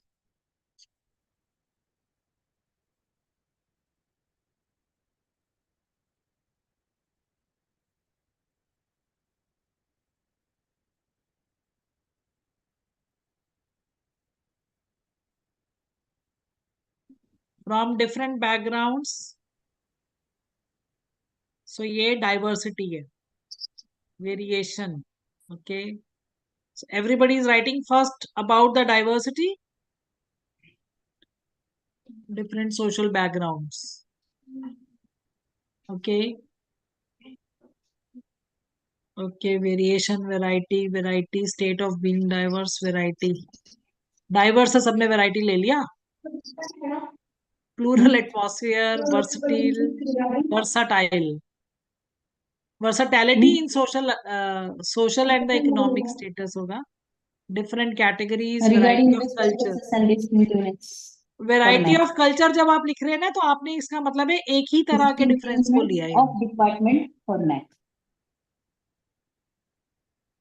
Multilinguistic, sustainable in all aspects, 3 closely linked values held by many organizations. So diversity is differences, आपको ये सबको समझ में आ गया है। इक्विटी के लिए just one word, I want to see just one word for equity.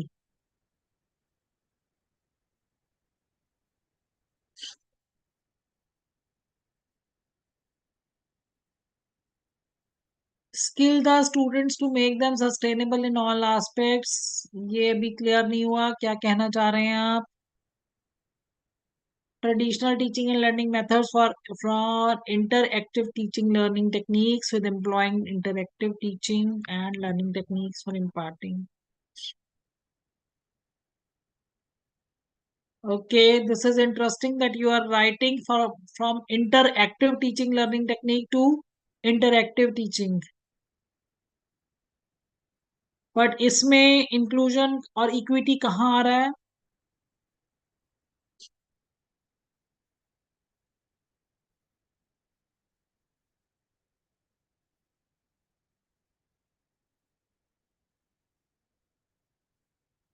Principle of overall development, fairness and justice, yes. So somebody has written equity means fairness and justice, beautifully written in one word, providing the same to all, same opportunity to all. Okay.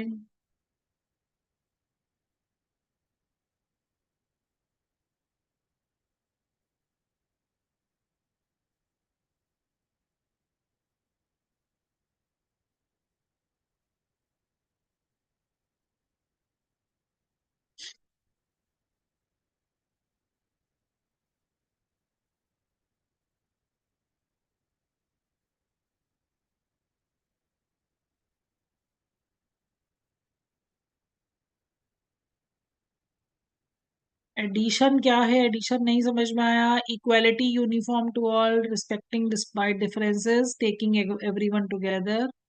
Okay, fine. So अभी मुझे ऐसा लग रहा है कुछ कुछ बात पहुंच गई है। और supportive, different, okay, justice, okay.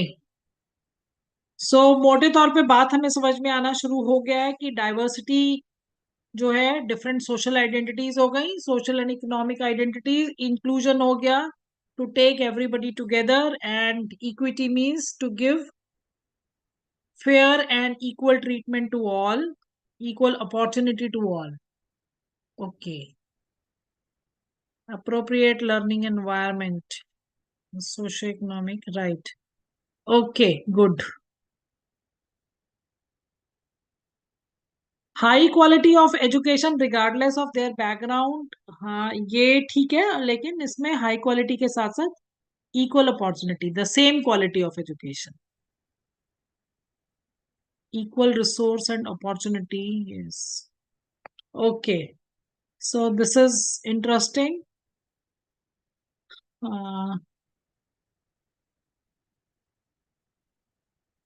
Doctor Hemant ने लिखा है, it is a principle or policy that provides equal access for all learners to curriculum and programming within an educational setting. Okay, good. So हम so we can again take a 5 minutes break. So we have covered now 3 parts. One was national policy में क्या दिया है, second was legally हमारी position क्या है, so law क्या कहता है, जो स्पेशली उसमें जो राइट टू एजुकेशन एक्ट है, राइट टू डिसेबिलिटी एक्ट है, वो क्या कह रहा है। और अब लास्ट हमने करा कि सेल्फ असेसमेंट कैसे करेंगे। और जब हम सेल्फ असेसमेंट कर रहे हैं तो इसका मतलब सेल्फ असेसमेंट करते हुए 3 चीजें देखनी है, हमारी बिल्डिंग की एक्सेसिबिलिटी कैसी है, रिसोर्सेज कैसे हैं, हमारी जो माइंडसेट है, जो हमारा विजन है, जो मिशन है, हमारे जो प्रिंसिपल्स और पॉलिसीज बोल रहे हैं इंस्टीट्यूशन के, वो क्या कह रहे हैं इंक्लूजन के बारे में, फेयरनेस के बारे में, सोशल डाइवर्सिटी के बारे में, और उसके बाद में उसके अकॉर्डिंगली अब हमारे एकेडमिक प्रोग्राम्स और एडमिनिस्ट्रेटिव स्ट्रेटजीज जो हैं वो कैसी रहेंगी. So we have covered 3 parts. So after self assessment हमें क्या करने की जरूरत थी? सबसे पहली जरूरत थी कि हम अपना गोल सेट करें, और गोल सेट करने का मतलब है कि we have to write our vision and mission. So आज हमने जो एक्सरसाइज करी है, मुझे मालूम है कि मैंने बहुत स्पॉन्टेनियसली बोला लिखने के लिए, तो थोड़ा थोड़ा सा उसमें सब अपनी अंडरस्टैंडिंग से लिख रहे हैं, लेकिन हमें कोशिश करनी है कि वी कीप ऑन राइटिंग, री राइटिंग. विजन और मिशन ना कभी भी एक बार में फ्रेम नहीं हो सकते हैं. We need to write, reflect upon them, उसको डिस्कस करना होता है अपने सारे इंस्टीट्यूशन में जितने मेंबर्स हैं. As a head of the institution भी, if you are writing the mission and the vision, you need to take into account all stakeholders, चाहे वो स्कूल के आपके आपके इंस्टीट्यूशन के आपके फैकल्टी मेंबर्स हैं, चाहे वो आपके स्टूडेंट्स हैं, कुछ उनका ओपिनियन लेने का प्रोविजन भी करना चाहिए, और चाहे वो पेरेंट्स हैं. So all higher education institution में तो पेरेंट्स खैर उतना इंपॉर्टेंट रोल नहीं होता उनका जितना स्टूडेंट्स का और फैकल्टी का होता है. So both the stakeholders, they shall be taken into the consideration, and vision and mission need to write and rewrite again and again before reaching to the final conclusion कि अब ये हमारी जो है इंस्टीट्यूशन की विजन स्टेटमेंट होगी. तो कई उसके अंदर इम्प्रोवाइजेशंस की जरूरत होती है. इंक्लूजन का मतलब किसी ने लिखा है placing disabled students in the regular classroom. बिल्कुल, आप उनको रेगुलर क्लासरूम में साथ में ही लेकर के चल रहे हैं, लेकिन उनको जब आप साथ में लेकर चल रहे हैं तो फिर आगे हम उनके लिए क्या कर रहे हैं, ये अब हम 5 मिनट के बाद फिर दोबारा मिलते हैं. And now we will be talking about the academic strategies and academic programmes for them, कि हम क्या कर सकते हैं. Okay, so can we take 5 minutes break?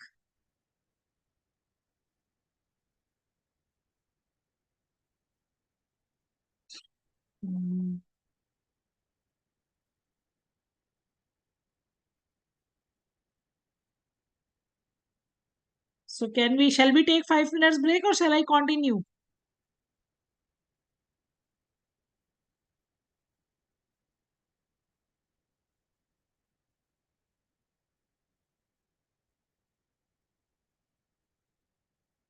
I think continue. Okay, all right.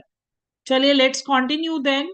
तो अब जो लास्ट हमारा जो थर्ड पार्ट है वो ये है कि हमारी क्या क्लासरूम मैनेजमेंट स्ट्रेटजीज होनी चाहिए और क्या हमारी एकेडमिक स्ट्रेटजीज होनी चाहिए. So I am continuing with this third part now. Okay, so अच्छा, before I do that, let me just show you few more things quickly.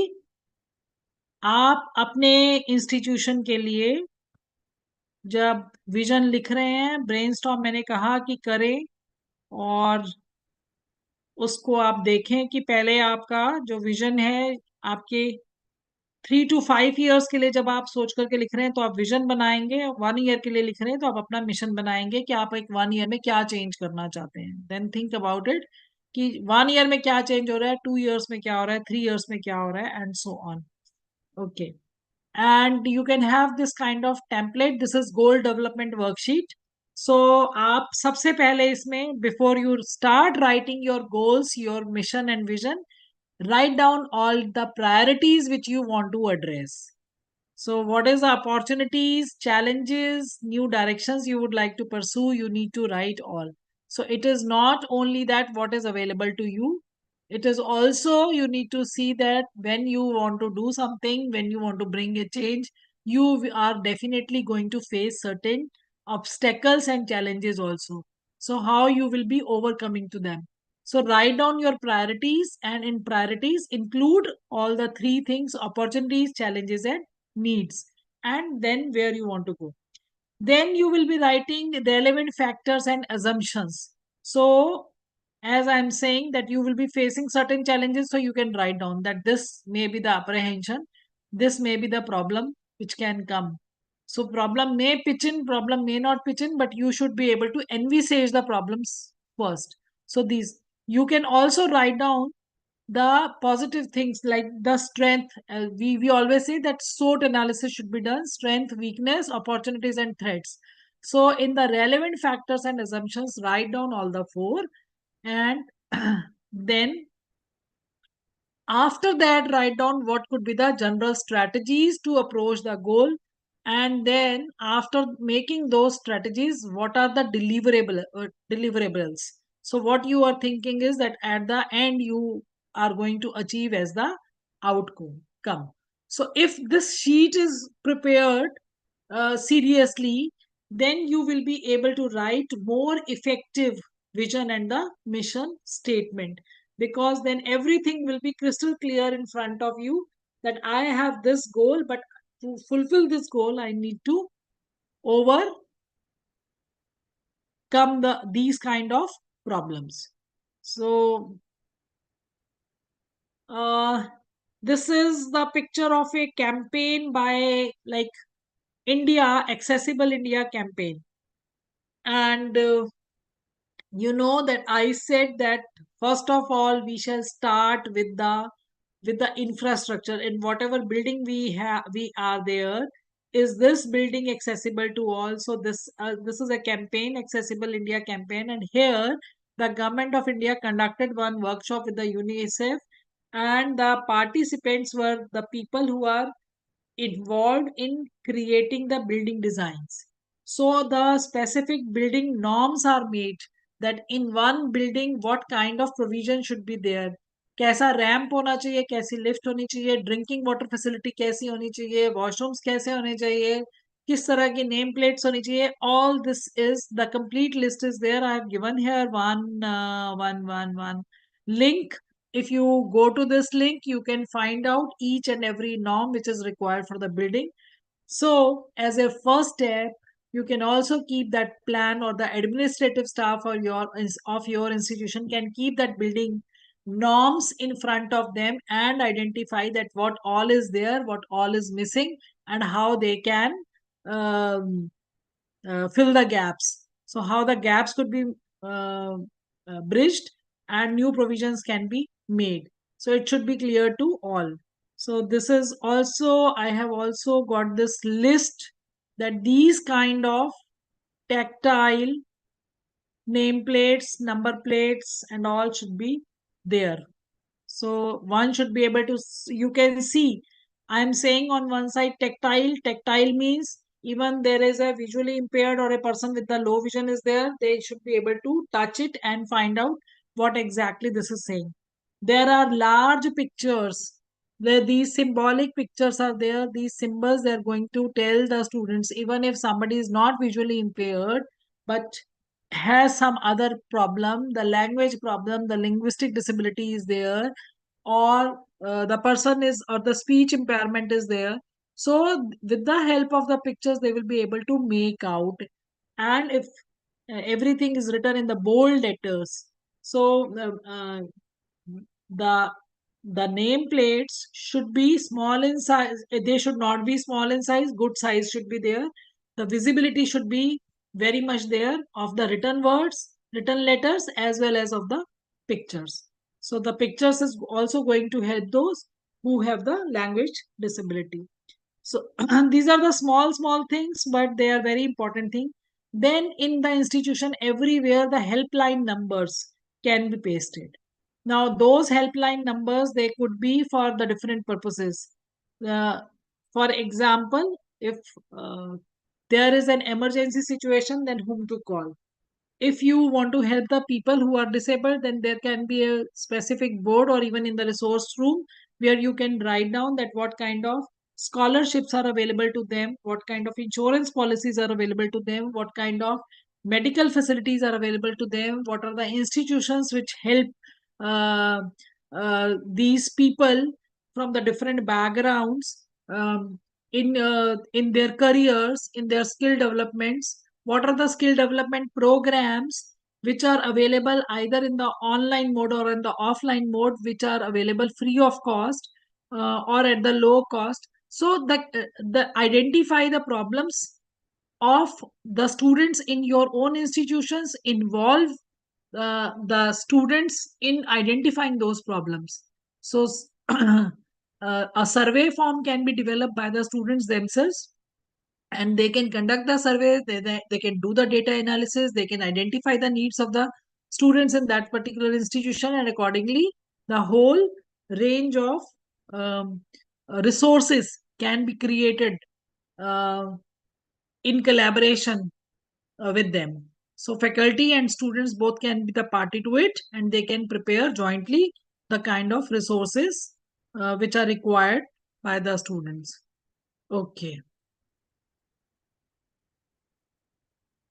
Then I have to share another, just a minute.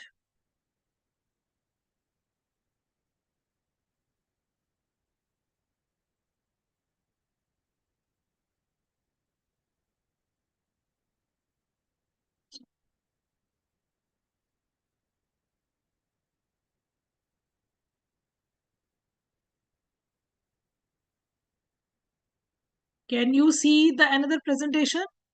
Is it visible? Classroom management presentation is visible? Sorry. I don't think.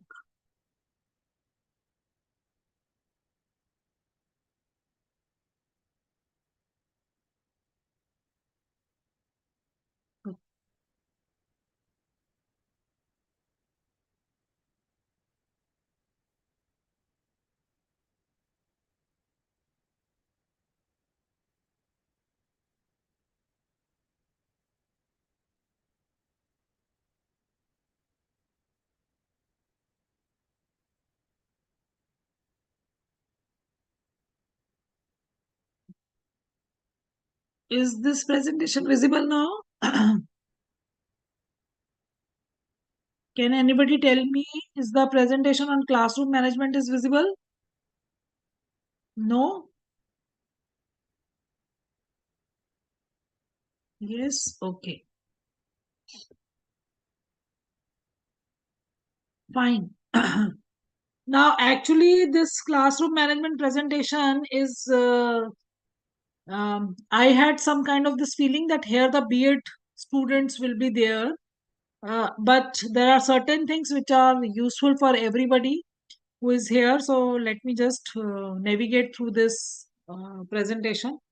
Now, when you talk about the classroom management, that means you now need to see that how the good practices and the strategies can be used in the classroom to create the positive and the structured learning environment, and also to enhance the students engagement for the academic success. So that means we need to take care of, number one, the positive learning environment. Number two, the important thing is to enhance the students engagement. And number three, the purpose is to enhance the academic success of the students. So these three are the key words here. So I'm just skipping this because it is not much use for the college people. Okay. Now, what could be the common challenges when you have the students with the specific disabilities? Because if the students are coming from the different backgrounds, social backgrounds, then to create a positive culture in the classroom, you can create lots of discussions around the topics which you feel that everybody can participate in, and which can also enhance the bonding between the students, and the teachers, and which help them. It should be conducted in the language where everybody feels equally participative. Suppose the students are coming from a particular language background, and your presentations, your discussions are only in a particular language, only in Hindi or only in English or only in the regional language. So don't do that.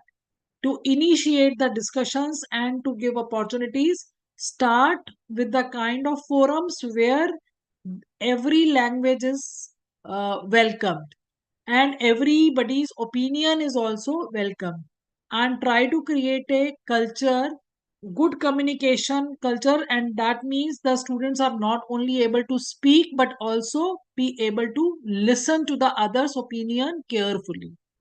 So you can have the discussions on the current topics, on the maybe the current educational scenarios, political scenarios, economic scenarios, and all.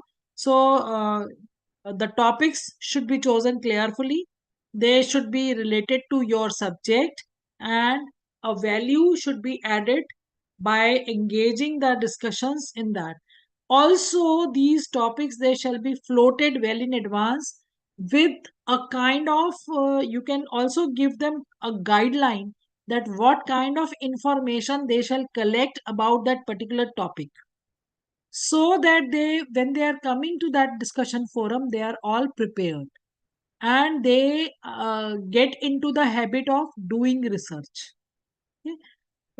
If the students are there who are with a kind of disability, now even if they have the disability, that does not always mean that there is a intellectual disability.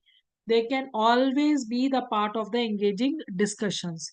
So you can understand, you can see the needs of the children there, needs of the learners, and then the classroom activities can be organized, keeping in view the need and the potential of the students. Second problem could be, so communication difficulties we can overcome by creating such forums where they are getting part, they are getting opportunity to participate. Second is the behavioral issues can be there sometimes.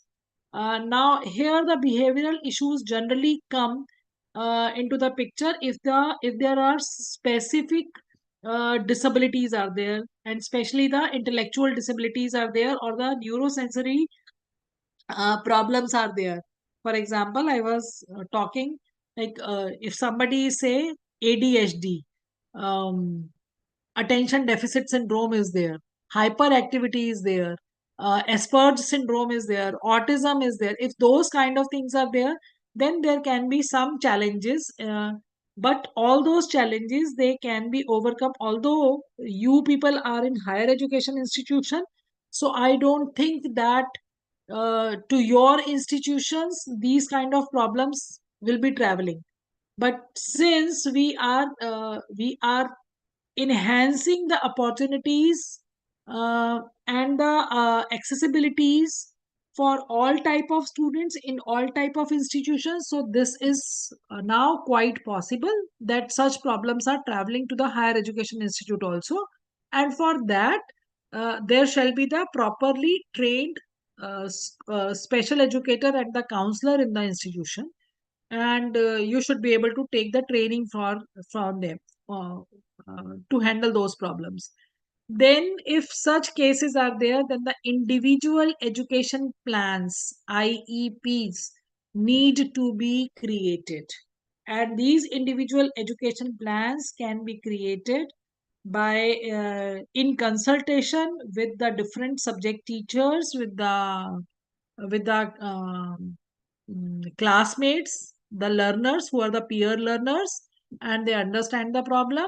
And if the counselor and the special educator is available in the institution, then they can also be consulted.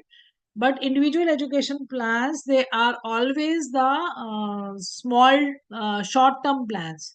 So that means the plan should be made with a very specific goal for a very small duration, and then maybe it is a 15 days plan.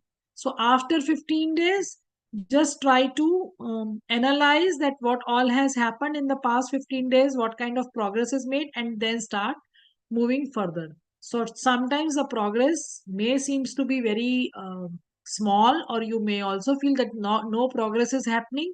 But if no deterioration is observed, that means at least the plan is working.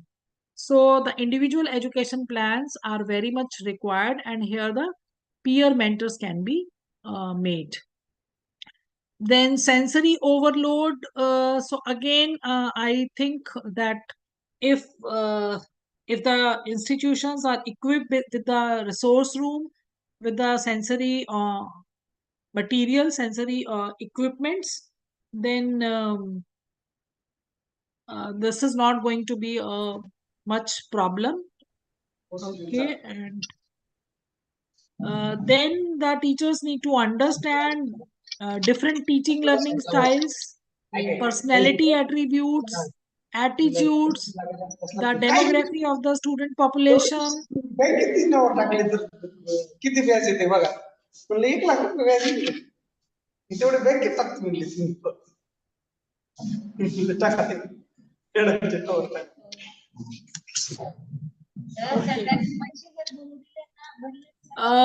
Teacher student relationship and peer relationship is very, very important in sorry, for the behavior modification. For if there is any distracting material in the classroom, then that shall be removed. Self monitoring techniques, teaching listening skills, eye contacts, and varied voice tones, etc., needs to be seen. Some interesting classroom management, classroom styles. Furniture can be like arranged in the different way. Let me just show you some room arrangement. So there could be a round table arrangement, there could be a square U-shaped table arrangement, where the learners, they feel that they are able to interact easily with each other. Now, the important thing I would like to show you here is that sometimes the students are very bright and they need more challenges, but sometimes they may have specific problem and they need to have some special techniques. So I want to show you two things. I'm showing you two videos here. One video is, this is brain gym exercises. These exercises can be practiced by anybody, maybe an ordinary human being, because this is going to enhance their neuromuscular power, and this is also going to help them have a good concentration, focus, and it boosts the brain potential, brain strength. So I'm showing you here one sample of brain gym exercise.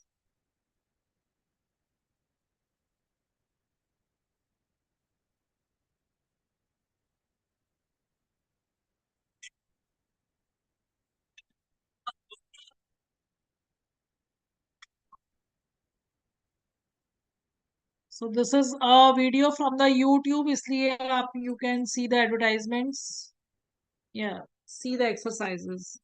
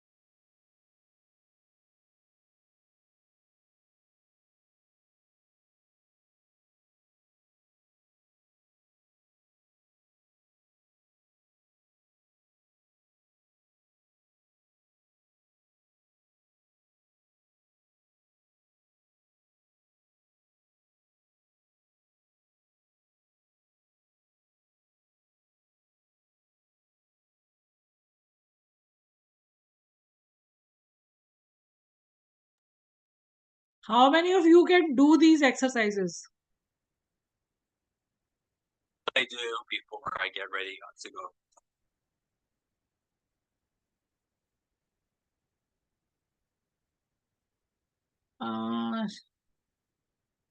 Are you able to see what I am writing, what I am showing you?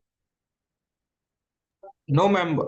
No show in your video. Oh, you were not able to see the video? No, ma'am. Only slideshow. There was no voice. Why it is happening?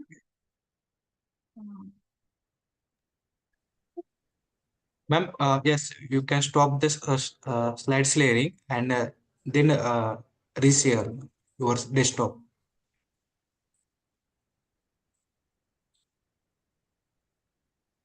No, what is happening?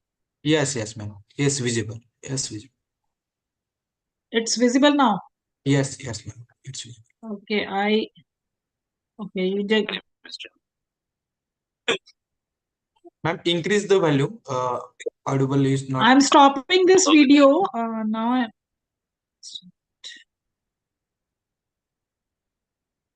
It's visible, but audio is small.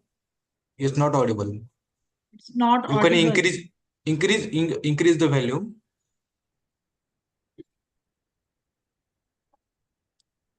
No, ma'am. YouTube side. YouTube video. Volume. Yes. No, but Okay. it is full audio. Yes, ma'am. You are audible. Yes. It's audible. Okay.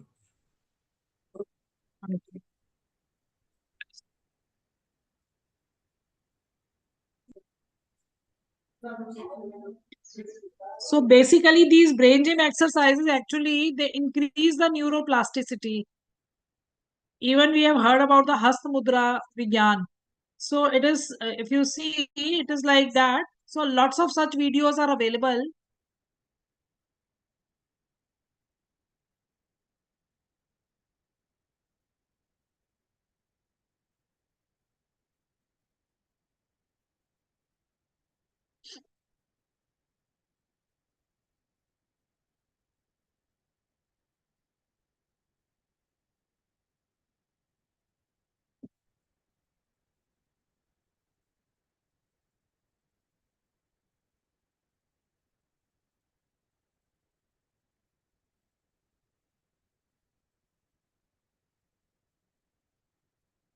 Look at Brandon.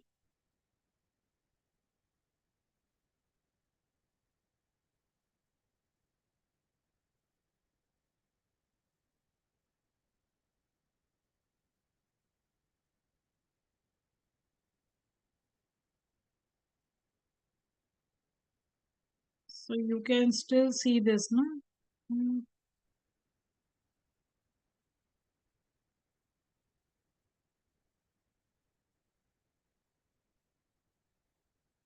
Okay. Now, I would like to show you one more strategy. Just a minute.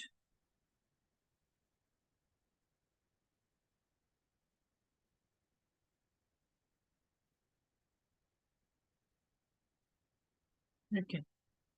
So one strategy was brain gym exercises. So there are lots of brain gym exercises videos are available and they're very good. And even if you will be practicing it yourself, you will realize that you will find that your brain power has also boosted. So try some of them and try with the students also. And sometimes they can be conducted as a very as a collective uh, assembly exercises. So with the music and all, students will enjoy and they will also be able to boost their brain power. Second is that there are many types of techniques because if the students they have some kind of disabilities or sometimes there is long answers or lots of things to memorize, then the problem is generally that to retain and to recollect at the right time. So in the examination hall, many people they complain that they do not know they forgot whatever they have learned. So although now the nature of the question papers is changing, and we are going more towards this type of question paper format where the understanding is required or where the case study based questions are required. So where more comprehension and understanding as well as the analytical um, analytical potential is required. Still, sometimes you need to memorize certain things. So there are approximately 56 methods. So memory techniques, you can say, many of you must be familiar with mnemonics. Then visualization techniques are there. There are chain methods. There is link methods. So lots of methods are there. I'm just showing you one video here. And this is the video about link method.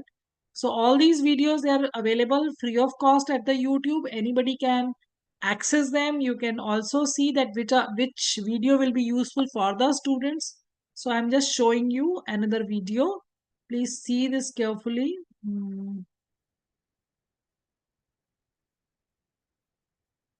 Can you see the screen now? No, ma'am. No, ma'am. Again, same issues, ma'am. Can you see? No, ma'am. No, ma'am. Only slide show. Screen नहीं दिख रहा है. नहीं दिख रहा ma'am. Only आपकी presentation नहीं दिख रहा है. पर ऐसा क्यों हो रहा है? आप एक बार स्टॉप कीजिए मैम शेयरिंग. उसके बाद आपको इंटायर स्क्रीन शेयर करना है. ओके. दिखा? नो मैम, आप अभी नहीं शेयर दिख रहा. कीजिए. एक रुकिए रुकिए. You can click share screen.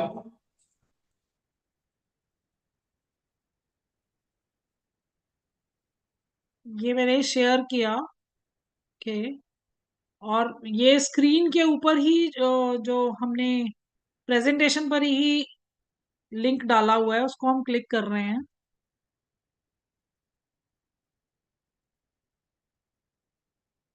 अब आपको स्क्रीन नजर आ रही है? नो मैम, So सिर्फ how प्रेजेंटेशन ही this- दिखाई दे रहा है आपका. सिर्फ प्रेजेंटेशन दिख रहा है. Yes ma'am. तो anybody can do this. Just मैं अच्छा, ये YouTube का लिंक है. तो यहाँ पर प्रेजेंटेशन के ऊपर क्लिक करने से, लेकिन ये YouTube में तो चला जाता है लेकिन स्क्रीन पर नहीं आ रहा.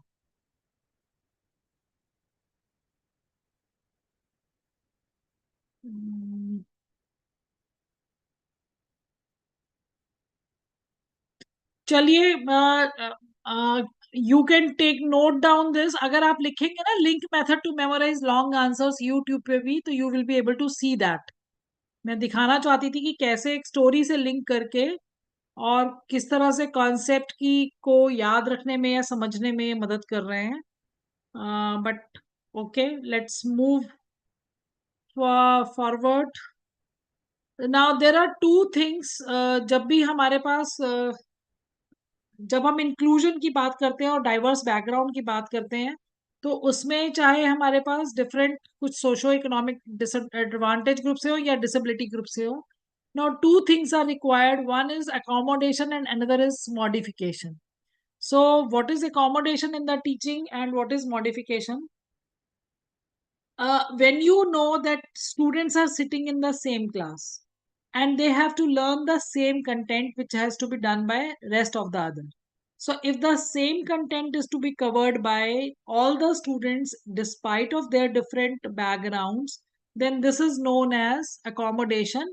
So here what we do, we just try to adjust our teaching pedagogy as per the need of the child. So content is same, but the pedagogical style will be different. Our teaching style will be different. Our strategy for that particular child may be different. हो सकता है कि किसी को आप सिर्फ lecture दे करके ही पढ़ा रहे हैं, लेकिन उस पर्टिकुलर बच्चे के पॉइंट ऑफ व्यू से अगर आपको चलेंगे तो हो सकता है कि आपको कहीं पे कोई उसको एक्सपेरिमेंट दिखाना पड़े, कोई प्रोजेक्ट देना पड़े, कोई आपको न्यूज़पेपर क्लिपिंग, कोई एक्सपीरियंशियल लर्निंग अप्रोच, कहीं पर विजिट के लिए लेके जाना पड़े. तो ये अगर आप सब कुछ कर रहे हैं तो ये अकोमोडेशन कहलाता है. दूसरी स्ट्रैटेजी होती है मॉडिफिकेशन. मॉडिफिकेशन में क्या होता है, नॉर्मली ये उस केस में होता है जहां पर थोड़ा इंटेलेक्चुअल डिसेबिलिटी वाला केस होता है, यानी या जो न्यूरो प्रॉब्लम्स हैं वो वाला केस होता है। यानी आपको ये पता है कि now this child will not be able to cover the content as per the other children of his age, as per the learners of his age, other learners. So ऐसे केस में क्या किया जाता है, कंटेंट को भी modify किया जाता है। You must be knowing, I don't know कि अभी ये हायर एजुकेशन में हो रहा है या नहीं हो रहा, बट स्कूल लेवल पर ये हो चुका है। सीबीएसई ने अपनी तरफ से ऐसे बहुत सारे प्रोविजन बनाए हैं ऐसे स्टूडेंट्स के लिए कि they are in the school, they are studying the same subject, but along with the same subjects they are given the choice that if they are not able to cover particular kind of subject, then they can replace their subjects. For example, if there is a child with a learning disability and is not able to understand mathematics, science and social science, then these subjects in the class 9th and 10th can be replaced by the subjects like music, painting, information technology, retail management, tourism, and so on. So whatever the child feel is more comfortable for him, or where he can attain more competency. So now many skill subjects are also introduced by the Central Board of Secondary Education in the school curriculum. For example, in the class 9th, child can take the skill subjects like beauty culture, like first aid, like yoga trainer, physical trainer. So these kind of skill subjects are introduced which can replace the main subject. Suppose if the child is sitting for the board examination and child has taken 3 other subjects like 2 languages and 1 other subject, then 2 of his subjects can be replaced by the skill subjects. So this is a kind of modification because here the modification is done in the curricular content. So one is this. Second is that till class 8th it has been done that the same, if for the rest of the students 100% syllabus is there, then for these students the syllabus is reduced. So at least 15 to 25% content is reduced for them and they are being asked from the 75% of the syllabus. Then the nature of the question paper is also changed. If for rest of the students the paper is descriptive in nature, for them the paper can be objective in nature. It could be comprised of MCQs, fill in the blanks, 1-word answer, and so on. Match the following. So these kind of questions will be there. So that means the nature of the assignments, test are and the worksheets, etc. is changed for them. Third is that this adjustment is called modification. Here the content is reduced, the relaxation is given in the subject to be taken, the style of the question paper, assignment, worksheet, etc. is changed.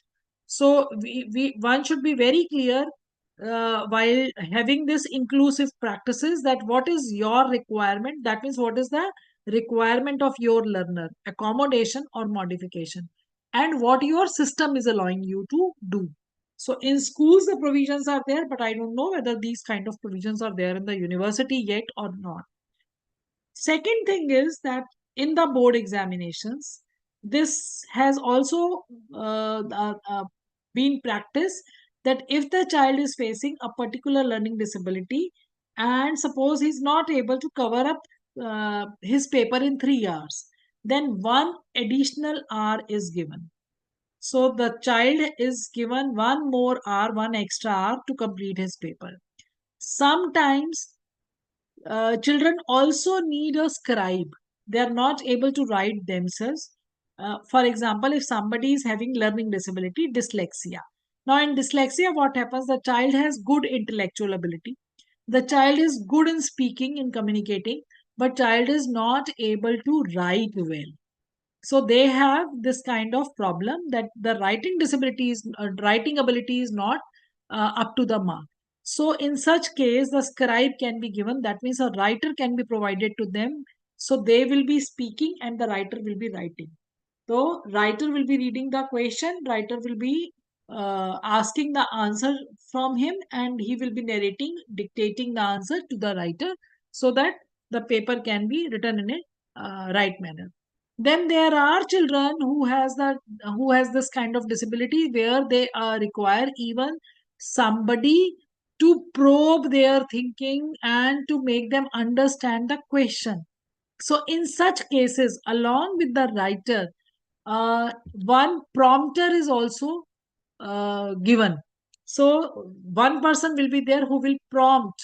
So he will read the question, he will explain the meaning of the question, and he will motivate the child to answer the question, and then whatever the child will be answering will be written by the writer. So one should be aware of these kind of provisions also. So these are the provisions at the CBSE level. I don't know whether these kind of provisions are at the university level or not, or whether they can be made or not. So, but once you are aware of the other systems, you can see that what kind of modifications are required in your system, and you can suggest for that as the university faculty members or the college faculty members. So you can always keep forth your point. But this all could be possible only when you are well aware of the needs of your students. So if that need is clear, if the proper data is there, and if some work has been done over that particular problem, only then you can send your recommendations to the universities or the UGC, and you can help them to get some more facilities for these students. So this presentation, I think we have discussed what all is required from your point of view. So if now you have any comments, any suggestions, any questions, then the floor is open.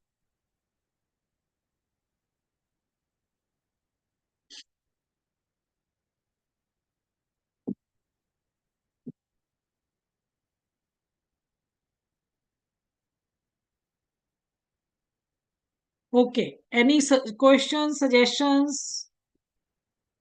Anybody would like to share any strategy here which you have adopted to help your child?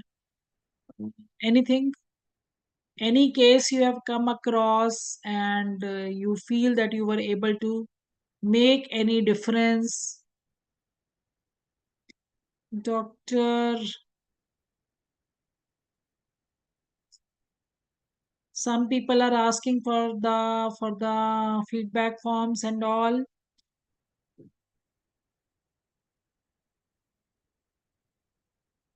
Okay. Now let me just share one case with you. Few years ago, we came across a group of like how the teachers can make change in the life of the people who are at the disadvantageous position. I'm just sharing you one of the incident that one of long back we were doing some project with the British Council, and that was about the indigenous games. So at that time we were able to identify some visually impaired students from an NGO. We started teaching them the yoga, and that yoga which when they learned, so that yoga was given to them as a special, like rhythmic yoga and acrobatic yoga had been taught to them. And what happened, they were able to excel over that, and gradually they got acknowledged and recognized by the many channels. So they appeared in the India Got Talent show, and then many TV channels have picked them up, and they were asked to perform at lots of places.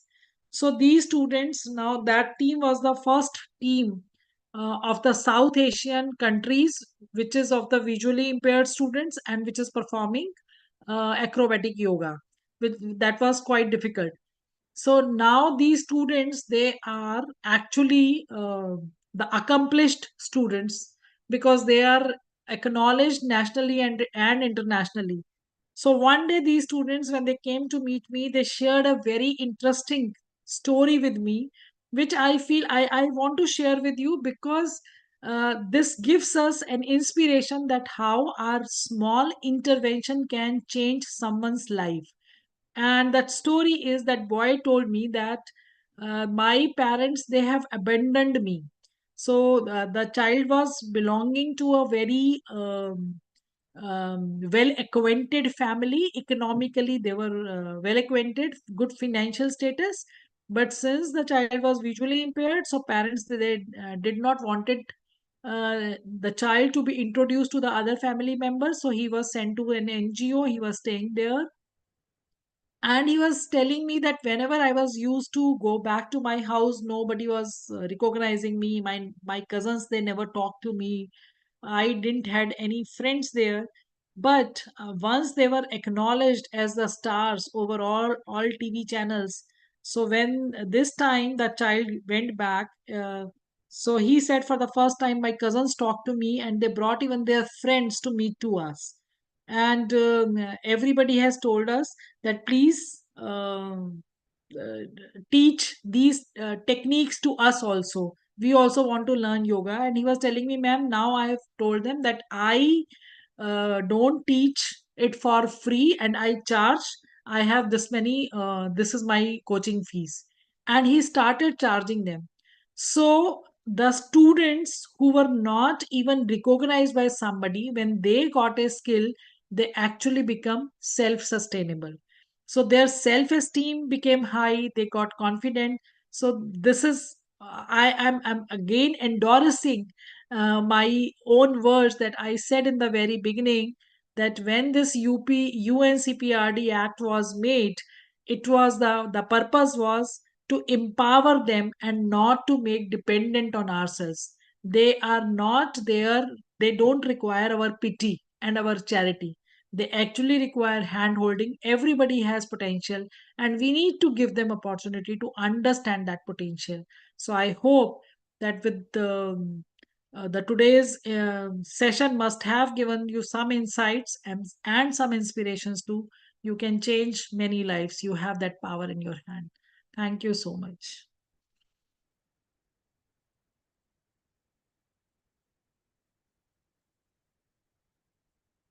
So from my side, this is all.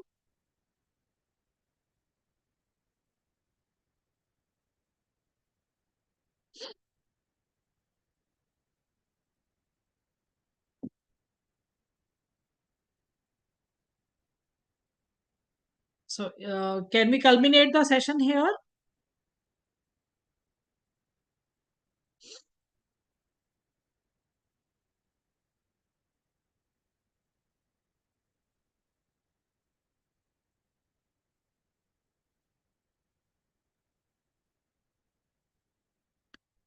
So I don't know, somebody was anchoring. I hope that we can leave the session now.